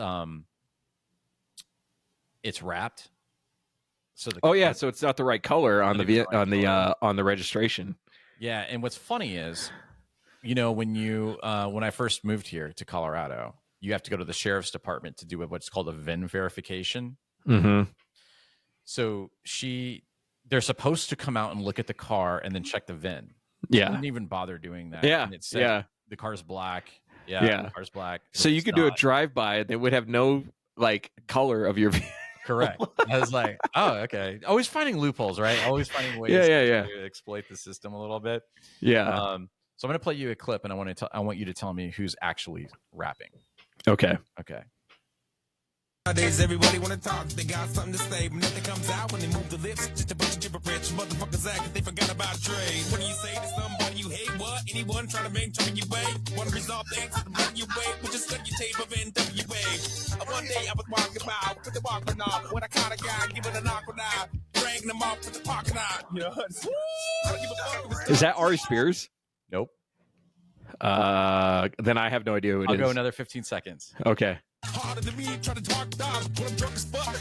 Right next to a humongous truck in a 2-car garage. Walking out with 2 broken legs, trying to walk it off. Well, fuck you too, bitch, call the cops. I'ma kill you when them loud ass motherfucking barking dogs. And when the dog came out, you traced you next to a burned down house. With a can for the gas and a hand for the matches. They still weren't found out right here, cause they hear all that like they're chronic too. Start today, tomorrow's a new. And I'm still local enough to choke you to death with the Carlton chew. Chicka Slim Shady. I had to play it to the Chicka Slim Shady. I don't know. I don't know who that is. Chris Pratt. Chris Pratt. Yep. And I thought that was Ari Spears. So it sounded like Ari Spears for a second. That's good, that's man. Also just goes to show how good Ari Spears is at doing Eminem because yeah. Anyways, I just came across this. That's hilarious, Isn't man. that wild, dude. He's in I'll send you the clip. So I'm really big on not putting actors on a pedestal, but I make an exception for Chris Pratt. I do too. Yeah, I do too. The guy is actually because he's talented. He is. Yeah, that's the thing. Is like he is extremely talented, even though it's very like underplayed. I think it is, but also too is he's totally okay with being a goofball, like embracing the cheesiness of being a goofball. And he's also very charismatic in real life. Like he just really seems like he's really grounded, and his family is really important to him, and he's just really got a history of being really kind in his interactions with just strangers and stuff, which that's not the case for a lot of everybody. He's kind of like if Keanu Reeves was funny, if Keanu Reeves could rap, it's like if he was actually funny. Like there's not a person on the planet who wouldn't go to dinner with Keanu Reeves. Right. Not one. Yeah. Like, you know what I mean? Like the guy's just like genuine. Keanu Reeves might not. He'd be like too humble. He'd be too humble to go to dinner with himself. Right. Yeah. Which is why the memes are always so great. Like, the Keanu, sad Keanu on the bench and all this other stuff. And it's just so funny. Like, yeah, like the guy could literally that's hilarious. How did I not know about that? I don't know. I just came across it the other day, and it's a video.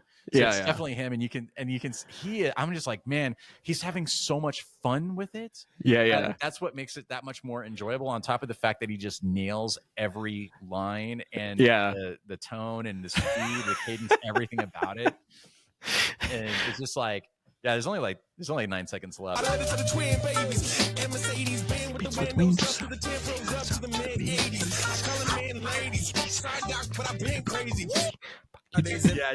Dude, it's just like when I came across it, I was like, oh man, I gotta play that for Isaac, just because we're big Eminem fans, or have liked Eminem. And it's like we also like Chris Pratt, or at least we enjoy his movies and Guardians of the Galaxy and stuff like that, and Parks and Rec, and have you seen the other thing too is I'm not a big comic book movie fan. In fact, I generally speaking hate comic book movies, but I do make an exception for Guardians of the Galaxy. And I don't know how much of a comic book movie Guardians is, because I don't understand the universes and the lore and the characters and all that stuff. I'm not versed enough in the comics. I mean, I've seen all of the Marvel and most of the DC movies, but I don't know how true things stay to the comic. But again, I make an exception, and it's partly because of Chris Pratt, and it's also partly because of the writing and the directing and all that stuff. And the characters. I mean, like Rocket, the little raccoon, and Groot, and all that. I mean, it's just awesome, and it's awesome for all ages. Like everyone, most people. I don't know many people who've said, I hated Guardians of the Galaxy. Like, it's just not. So this has come up a few times because, like, talking to my oldest about different people, and like the topic of Kanye comes up occasionally, and she is a huge Kanye fan, but absolutely believes that not only Kanye is crazy, but is also a terrible person. And I see this a lot coming from the gun world, where people will see a celebrity who says something like totally anti-gun, they'll like do one of those, they'll go as far as doing one of those stupid videos where they cry into the camera and talk about gun violence and everything. And they're like, well, that celebrity's dead to me. It's like, well, I'm not friends with them. They're not dead to me. Yeah. I've seen those videos. It usually happens after some sort of tragic event. Yeah.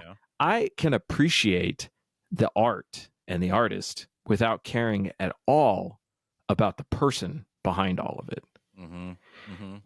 I think Tom Cruise is a phenomenal talent, and he's absolutely out of his mind, and he's a Scientologist, and maybe kidnapped one of his wives. But I don't care. I'm an anarchist. I'm a reformed libertarian. It doesn't matter as long as it doesn't have any impact on my life. I'm not consuming this because I want to learn more about social theory. I'm consuming this as art and entertainment. Unless Tom Cruise stops in the middle of the new Maverick movie and says, I'd like to take this moment to talk to you about Scientology. Right. I don't care. If that's not happening, then I don't I don't care. Right. And I think if you dig down deep enough in any artist's lives, and I, some people might disagree, but I think generally speaking, actors are artists. Sure, I do. You dig deep enough, you're going to find something that you hate about that person. So you're just picking the level of analysis that you're hating or loving somebody on. Brad Pitt. Well, he probably whatever was going on behind the scenes with that crazy woman that he was married to. Oh, Angelina Jolie, and that he was participating in it. Yeah, but guys do crazy things for. Of course they do. Of course they do. But that doesn't mean I have to like it. I don't respect it. Yeah, that's fair. He just seems like he'd be entertaining to hang out with for a night. Oh yeah, for sure. So it's like this idea of like, well, because of one thing that an actor did publicly, I'm going to hate that person forever.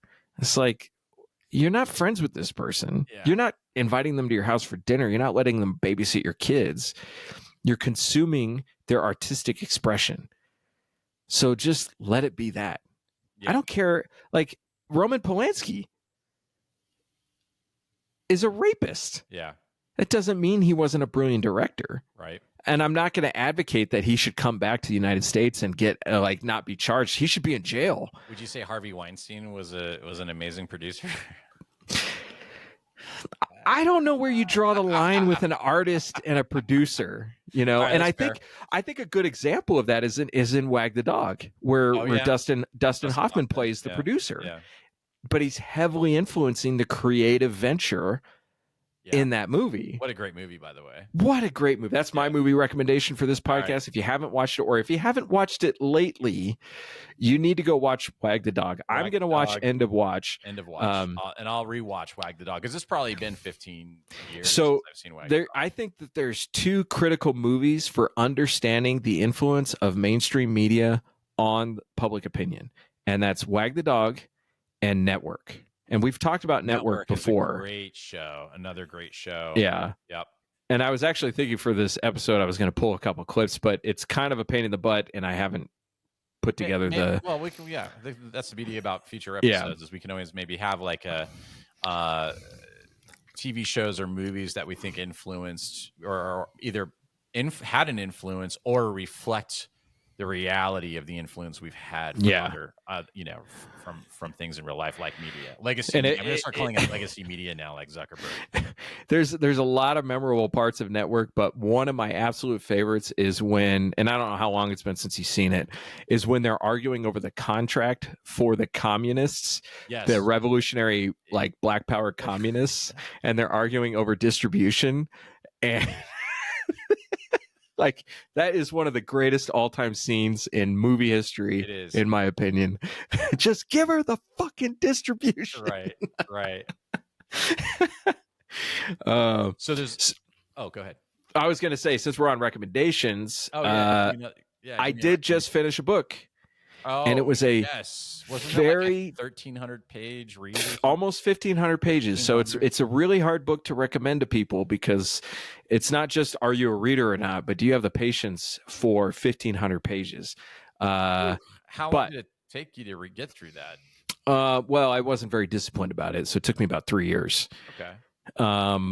But The Rise and Fall of the Third Reich, and it is written a first-hand account of the rise and fall of the Third Reich. This is primary documents, primary witness about the Third Reich from the 1920s all the way to 1945. Phenomenal first, what's the word I'm looking for? Primary source. Okay.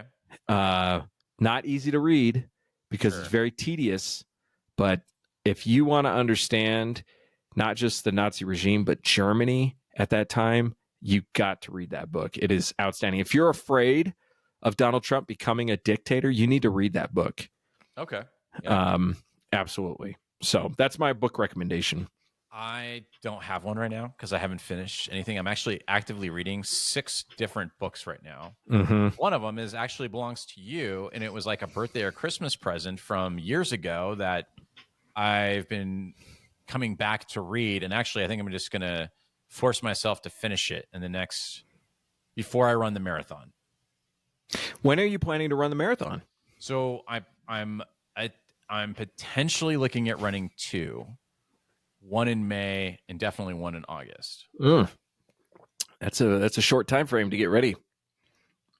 I mean, so sad for you. You're only going to be the second Chase to run a marathon. That's true. Because your sister ran the New York City Marathon. Yeah, well, and I think pooped her pants while she did it. Yeah, that happens. It happens a lot if you're doing long distance running, for sure. Only so many times you can pound the pavement. How many miles you can pound the pavement before things just start moving without you? So that brings up. I have to talk about this because why not? I was getting ready for my last class in my classroom, and if you're listening to this, you don't have a lot of background, but I'll just give you a short background. I have been teaching concealed carry classes in a classroom for the last 5 years, and I had to shut it down. And my last class, 15 minutes before the class started, I'm writing some stuff on the board, and I shit my pants.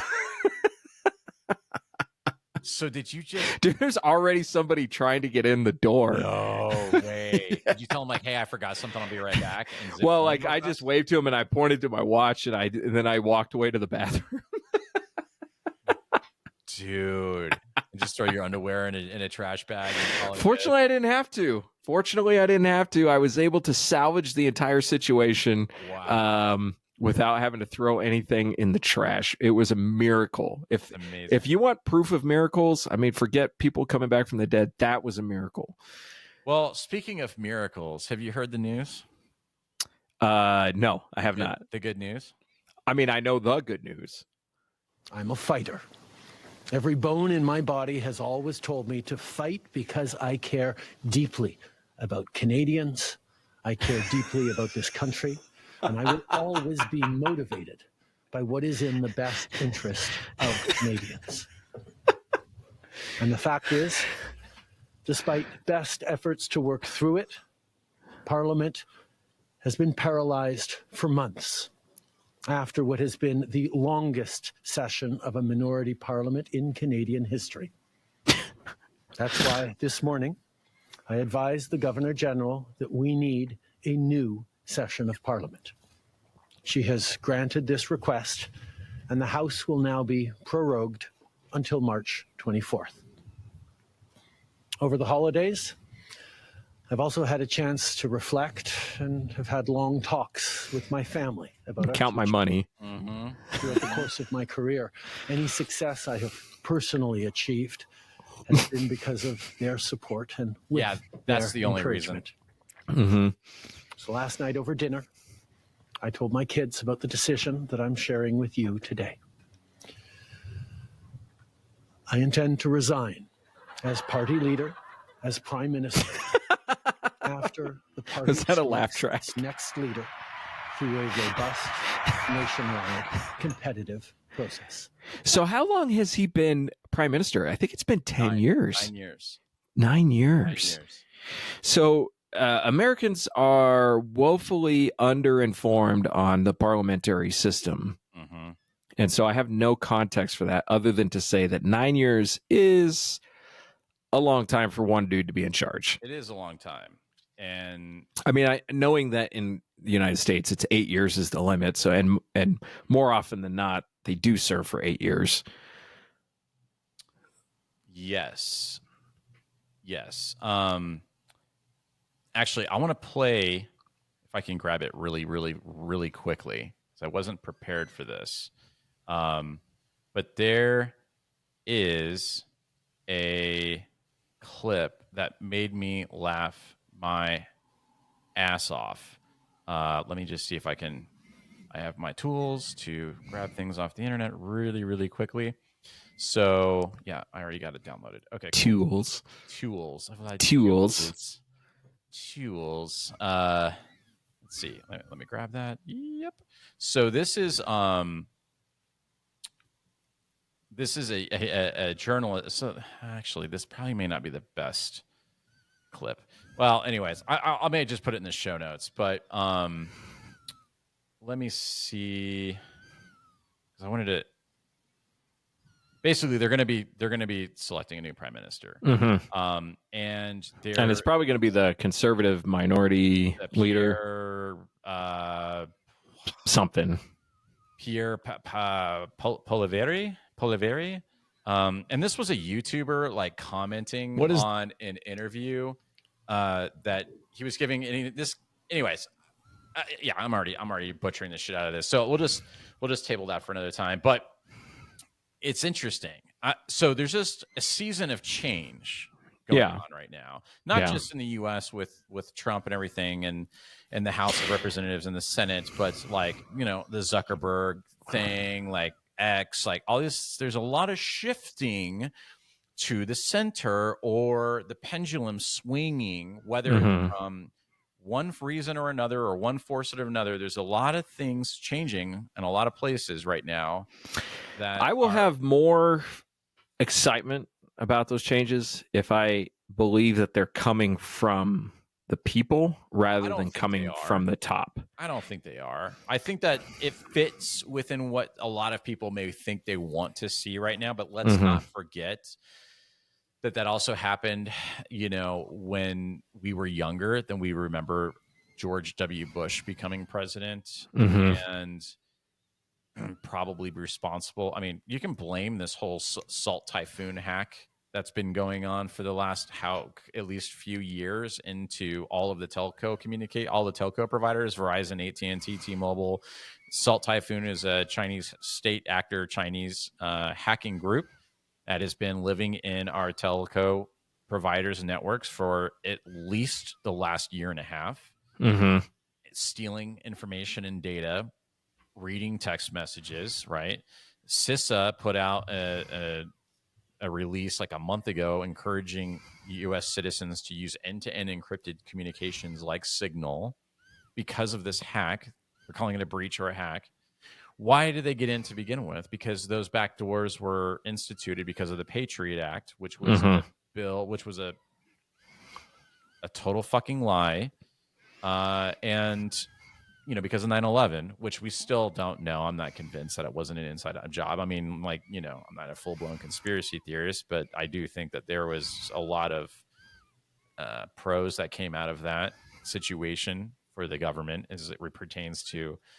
You don't even have to be a conspiracy theorist to look at all the horror that came out of that. I don't think you have to be a conspiracy theorist to at least consider. Are we supposed to believe? I forget which comic it was, because this isn't my own thought. There was a comic that said, "You expect me to believe." He was talking about conspiracy theorists, and he's like, "You don't believe in even one conspiracy theory? You think that everything the government has told you has always been on the up and up?" He goes, even after the government has told you that we were participating in conspiracies, even though that, right? He says, "I've been a father." He's like, "I'm a father." He's like, I have a 4-year-old.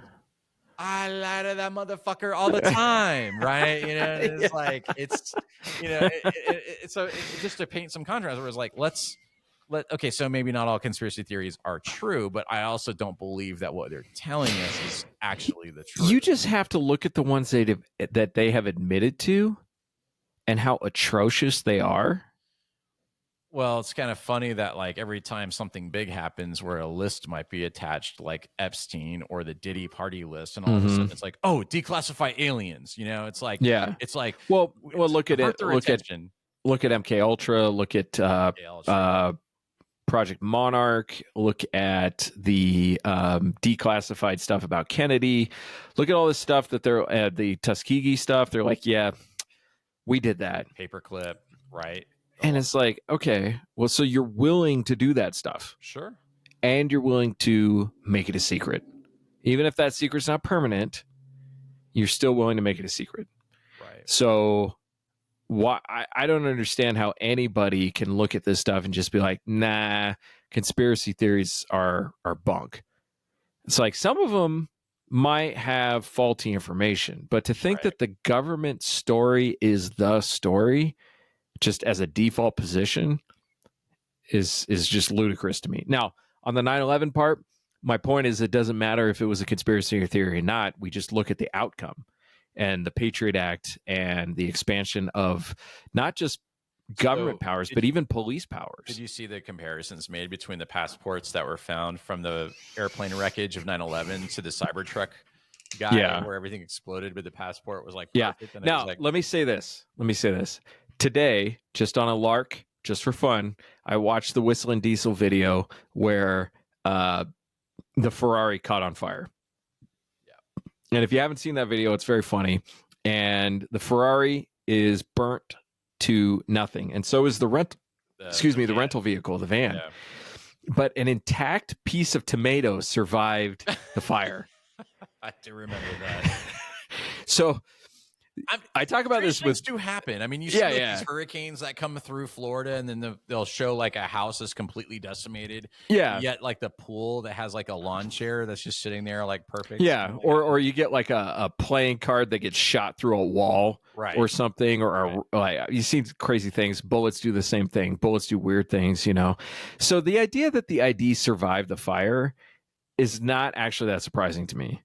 It's the rest of the story that doesn't make any sense. Like, that's the piece that makes the absolute most amount of sense. Sure. Yeah, you're right. I can see that point. But for 9/11, the fact that so many passports survived, that does not make any sense to me. Make any sense. Yeah. I love the Simpsons episode. Was it Simpsons? No. It was Family Guy, where Lois is running for mayor. And she just gets up on stage. She doesn't know what to say and everything. The big crowd, and she just goes up and she's 9/11. You know, everyone just, woo! You know, like that's all she says. 9/11. 9/11. You know? Yeah. You know what's unrelated but kind of weird is that Gen Z and Gen Alpha weren't alive to remember 9/11. Now, some of them might have been alive when it happened, but they don't remember it. Barely. They would have been, you know, between. So it's a joke to them now. Yeah. And it's not a joke in like, oh, we can all laugh at this now because we lived through it and we processed it. It's a joke because it's edgy. And I remember when I was a kid and the Challenger blew up and I didn't remember it. And kids would tell jokes about the Challenger blowing up. Yeah. And I would laugh at it because it's like, the Challenger blew up. The teacher. Eyes? Blue. Yeah, blue. So I actually saw a video, which is basically a conspiracy theory about that never happening. Never happening? Yeah.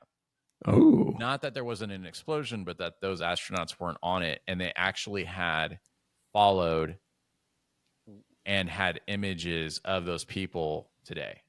Oh, I've seen that. Yeah, where they're like, "Oh, this guy's living in Nebraska." Yeah. No, I'm not saying I believe it or anything. Yeah, but it's fun. It was kind of entertaining, right? I think that's what a lot of people do with conspiracy theories. It's like, look, I'm not saying I'm buying into it, but it's like, let me entertain it. Yeah, but that's the gateway drug. Look, I'm not saying I believe any of this, but you got to listen to this documentary.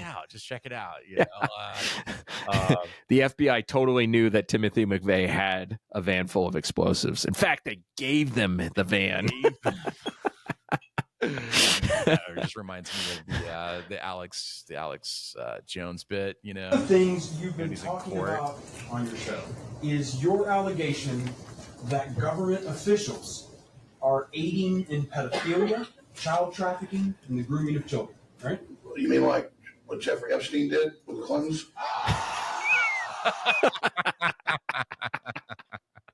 It's true. I mean, that was Alex Jones in court when he was for the Newtown lawsuit stuff, you know. But it's like he's not wrong.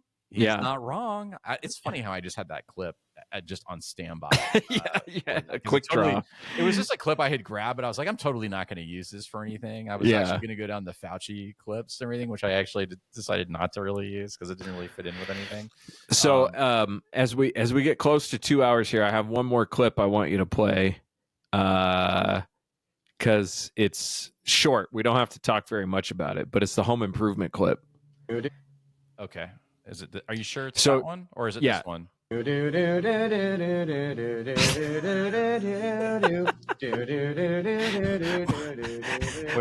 is this guy now? Dr. Fauci, give us vaccines. Help all the people who have been quarantined. We'll wear our masks and we'll. This dude still doesn't know what vagina looks like. You know what I mean? Dude, I just can't believe that people took this so seriously that they would get this invested in it. Oh man, people need a team, man. They need a They team. need a cause. They need a cause, but in order to have a cause, you have to be part of a group. Because otherwise, I mean, that's what people are searching for is a clan, a group. They want to be part of something that's bigger than them.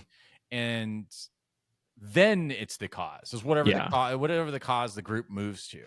Yeah. And I think that's it. You know, it's like that's why I think it's fun to do I bet things. you that same person who made that song would laugh at how silly and stupid Christian rock is.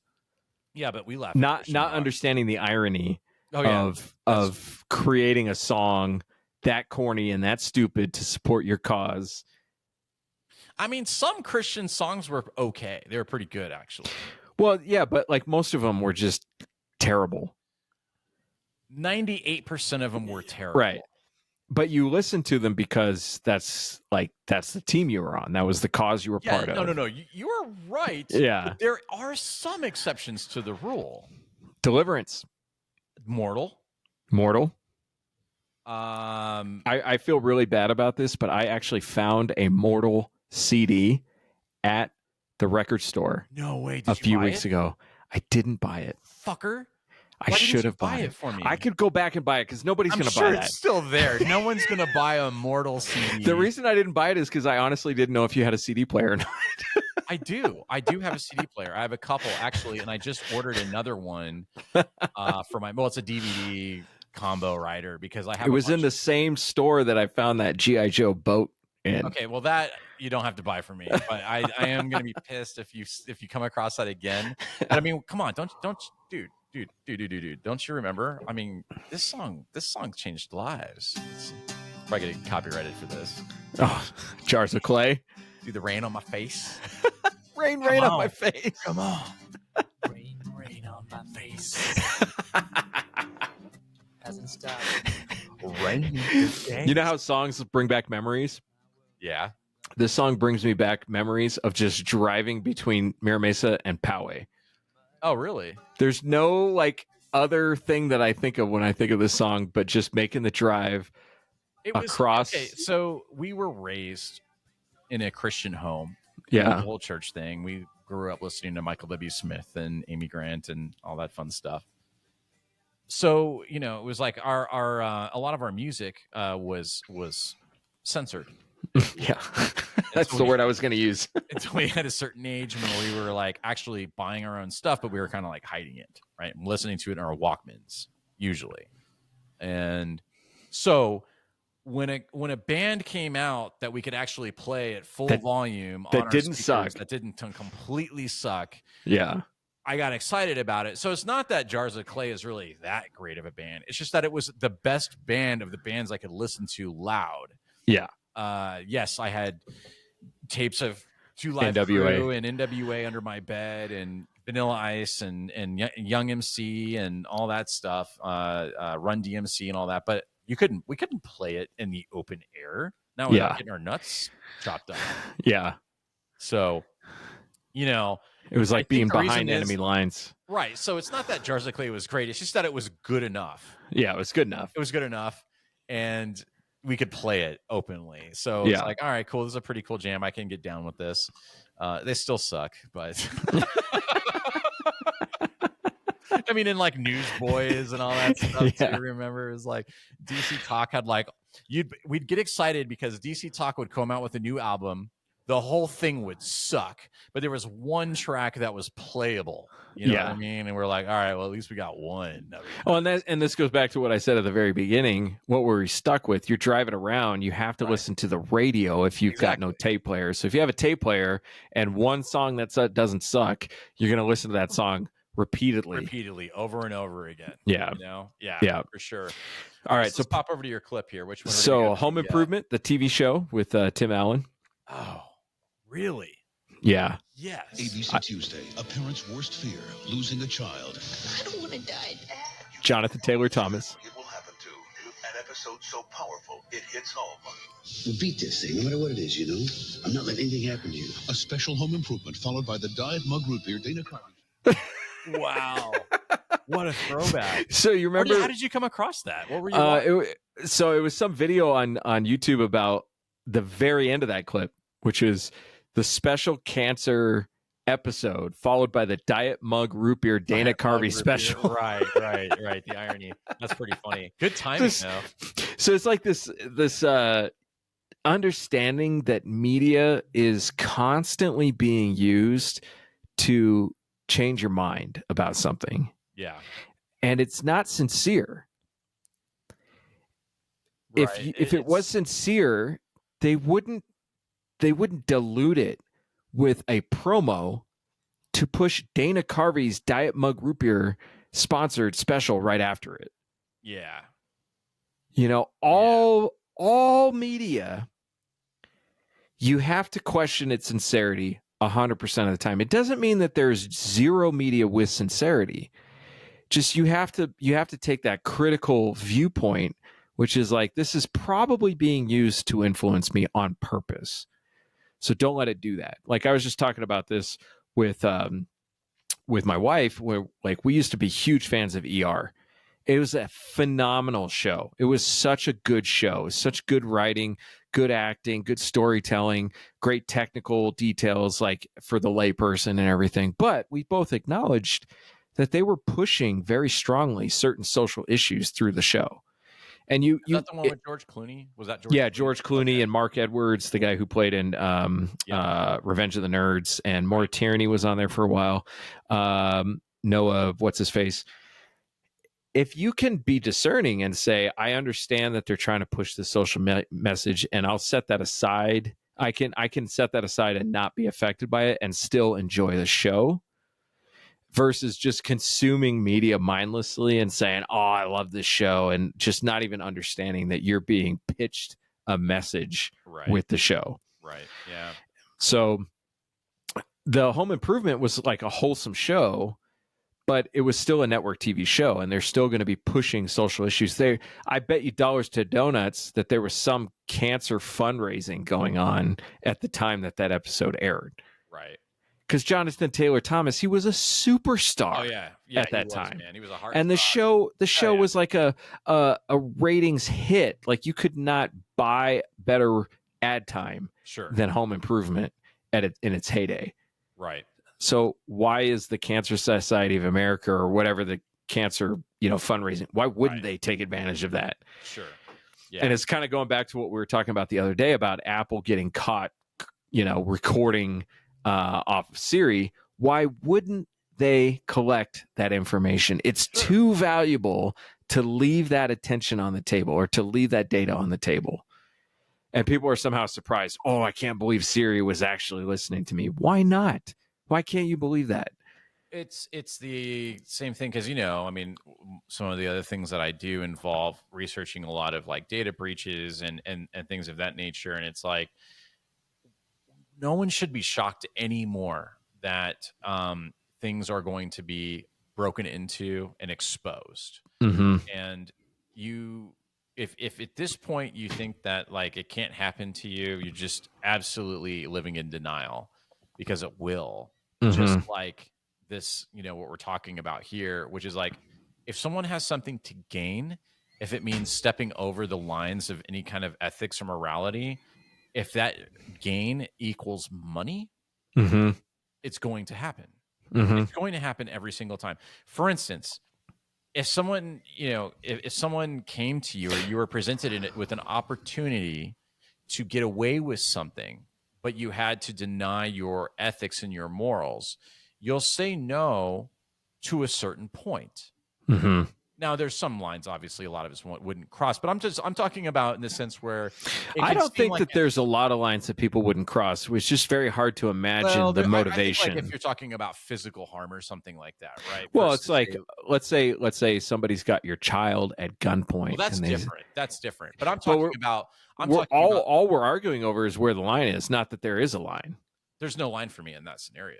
Right. So it's not that there is But what I'm a saying, point though, at which you wouldn't do I'm it. saying It's if just you're Apple, if Mhm. you're the media company, Mhm. says, well, we're not gonna. It's not gonna be like you're physically hurting someone, but we're definitely going to steal your data and We're gonna sell lie. it. We're gonna lie to you, Mhm. and it's kind of like we look at it as a white lie because you still get a lot of benefits and everything else. Or and they really, they might even justify it by just saying, well, it's in the EULA. Knowing that you're not going to read the EULA, knowing that you're not going to comprehend the EULA. Well, even if you did, so it's not read even a it, lie. We probably updated the terms with our new privacy policy that we just Right. rolled out last month. So, if you So didn't read they're not even lying, They're not even even though they lying. It's know they're lying, but they're saying that they're justifying to themselves that they're not actually lying. Correct. It's just by omission. Like you go out to the bar, you spent a bunch of money, you probably talked to like a bunch of people, and you come home, you're like, and wife wants to know what you're up to, and you're like, I went to the bar and I talked to like one person. And it's not even that there's any malice in it. You're just like, I don't want to explain everything You don't that want to happened. explain everything that happened, and maybe Right. So you're like you're rationalizing your lack of sincerity. Sure. And you don't even believe at some point you don't even believe you're being dishonest. Right. By omitting. But you are. Right. Correct.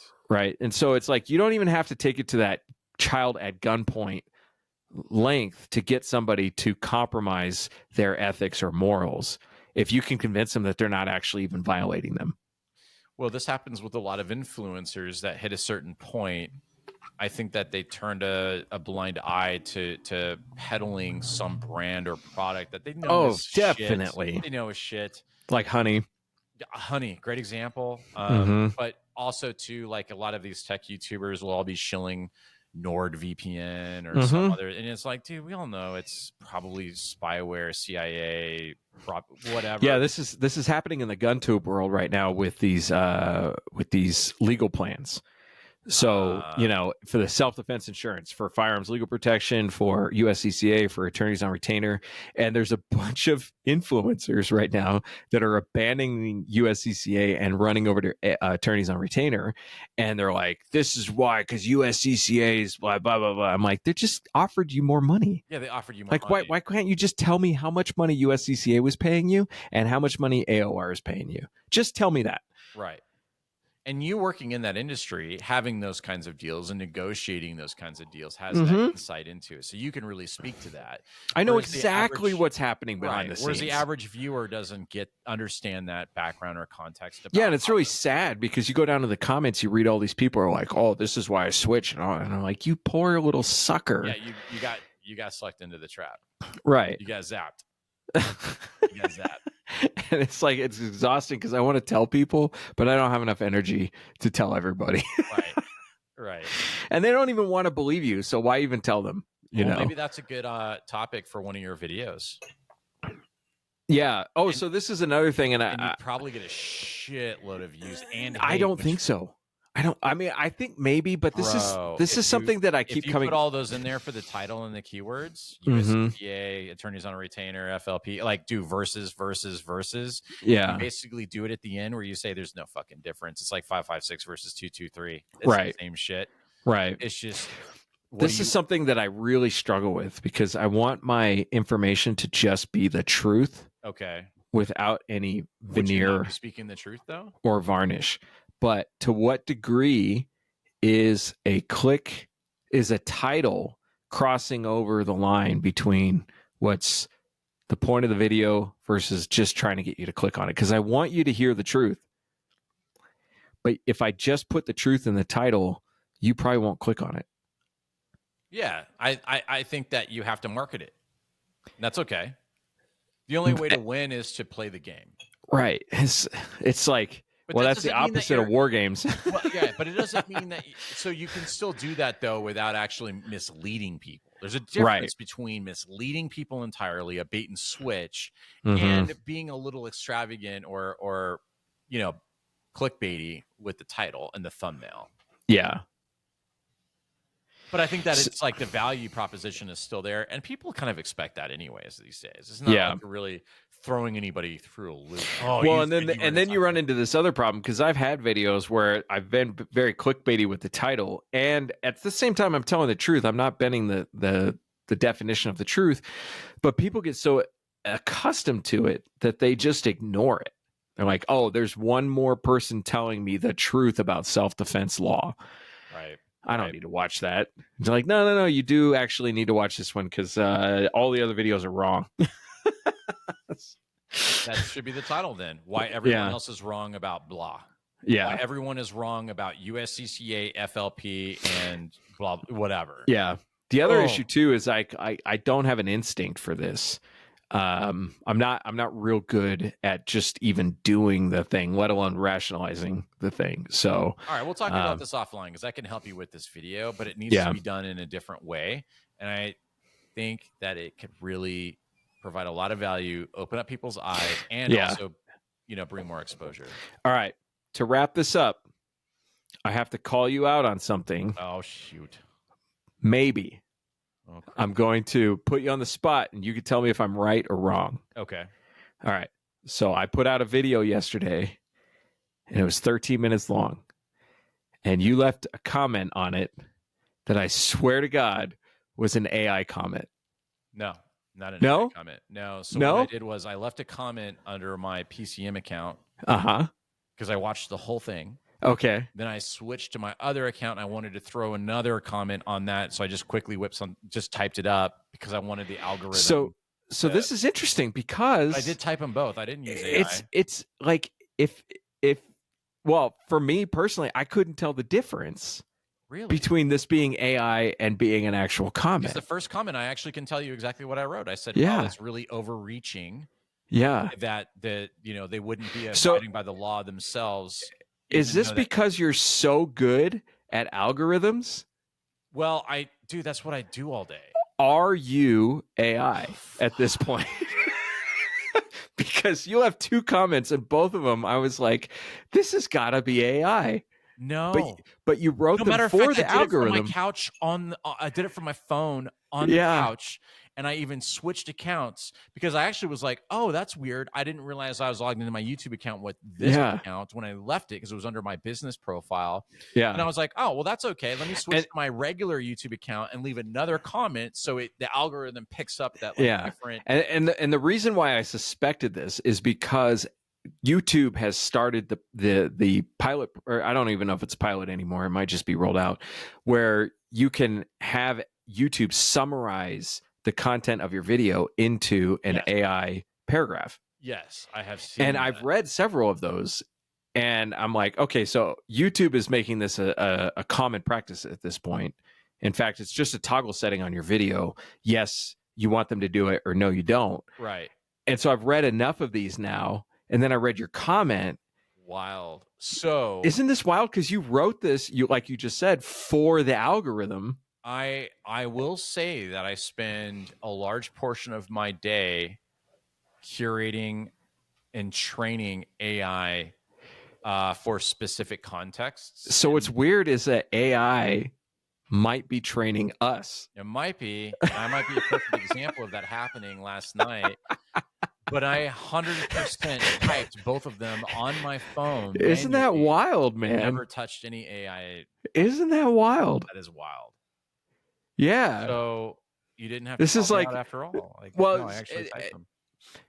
This is like this. I would tell you if I used AI. Like, yeah, and I wouldn't even care. I'm just like it's just part of understanding where the technology and the human interaction is moving to. Yeah, and there's I follow a lot of creators in the marketing space because that's what I do for my day job. Is I work in marketing, and there's a lot of theories that there might be some new opportunities if you're a developer out there or you're one of these bootstrapper type individuals to build new platforms that are either human only or AI, because there's going to be a lot. I mean, there's already a lot, but there's going to be a lot more exponentially coming AI content that's video, not just video scripts and voice, but video, the whole thing end to end.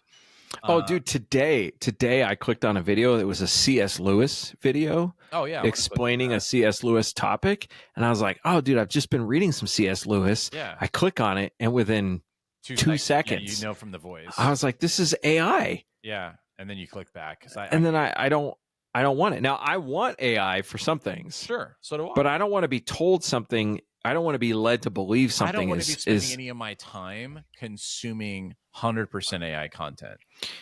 Yeah. Well, and if I'm consuming AI content, it should be because I want to consume AI content. Right. But what I'm saying is you don't want to be clickbaited into watching AI content. That's what I don't want. I watch more YouTube than any other content from any other distribution platform like Netflix or any of that stuff, because I really enjoy content made from individuals.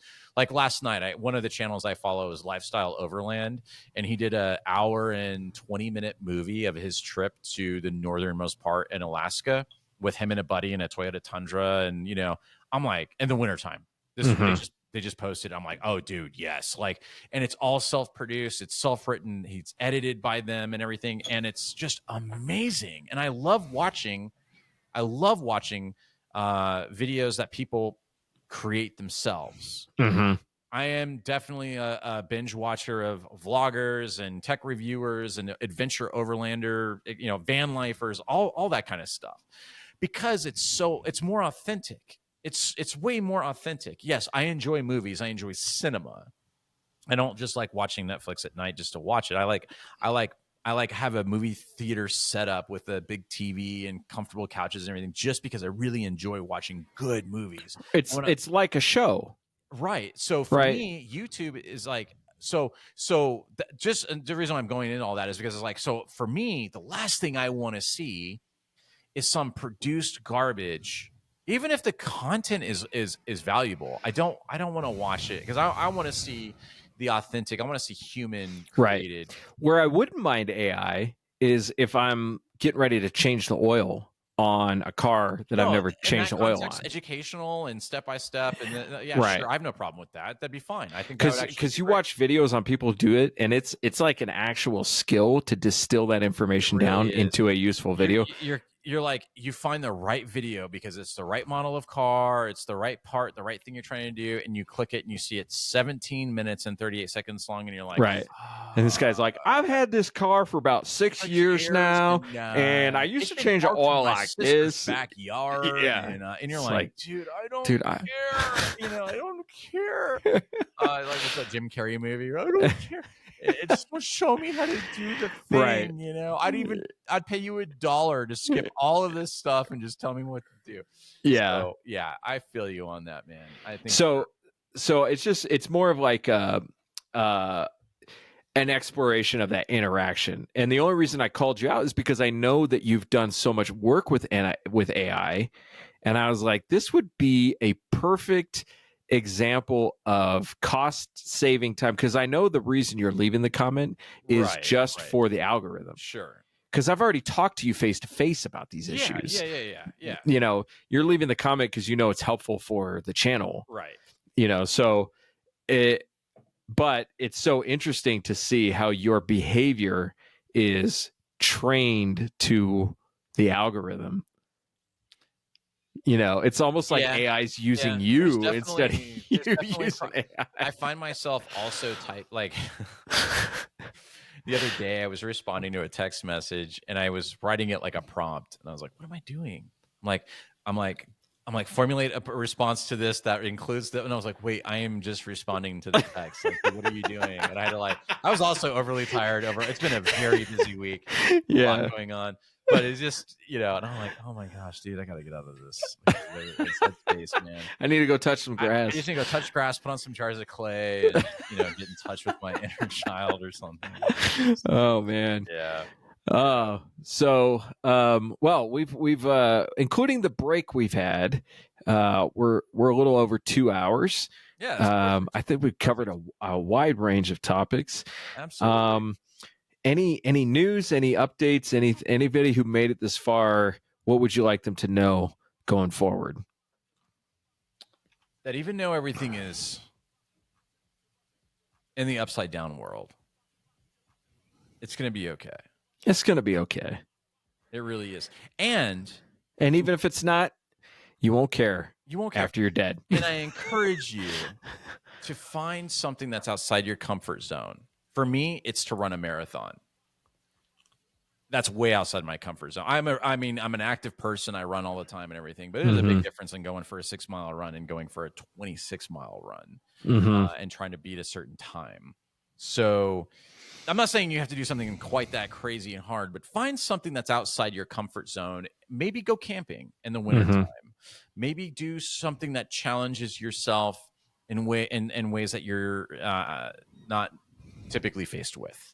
That could be going and taking a free martial arts class, something like that. Yeah, because I think that really, until you introduce things that are looked at as hard or difficult, that you don't really know what you're capable of, and I think that is really important. I think you don't know. I think you actually don't even know what you really care about until you test yourself. Yeah. Kind of on that note, and I haven't even told you this, but I did actually join the gym. Hey, good. First time in my life I've joined a gym. Really? So, awesome. And I've been going early in the morning, and I hope to continue that. But my focused on just on training or dude, this is really funny. I actually used a podcast recommendation for an app. I'm using Fitbod, and Fitbod's not paying me to say this, but I'm trying it out, and so far I really like it. I've used, there's one called Muscle Boost I've done before, but some of those apps are actually really good. Hey, whatever gets you motivated and these apps, I know a lot of people like to shit on apps, but it's kind of like the next best thing to a personal trainer, because it just, puts you out. Like, I'm using the Garmin marathon training coach right now, and it's having me do some weird stuff, but I'm just trying to trust the process. Like, if it was a trainer telling you to do the weird stuff, you would probably trust them. I would trust them. And so this is Garmin, so they know what they're doing way more than I do. Not to mention they have access to. So to really stretch myself, my goal before we do the next episode of the podcast, which will hopefully be in 1 month from now, is to get back on the skateboard and get to the skate park. And it's been a while. It's not stepping outside my comfort zone as far as skateboarding, because I'm very comfortable skateboarding. It's that I haven't done it in a few years, and I'm now officially in my mid-40s. So it's time to push myself and get back on the skateboard. So, and actually the reason why I want to do that is because for all the activity that I do or don't do, the skateboarding is the one that promotes balance and movement more than anything else. And I think cool as you age, those types of exercises that promote balance and dynamic movement are incredibly important. So even if there's a risk of getting hurt, I don't care. I'm still going to do it. So, hey, one last question. Are we going to go snowboarding at some point? This winter, probably not.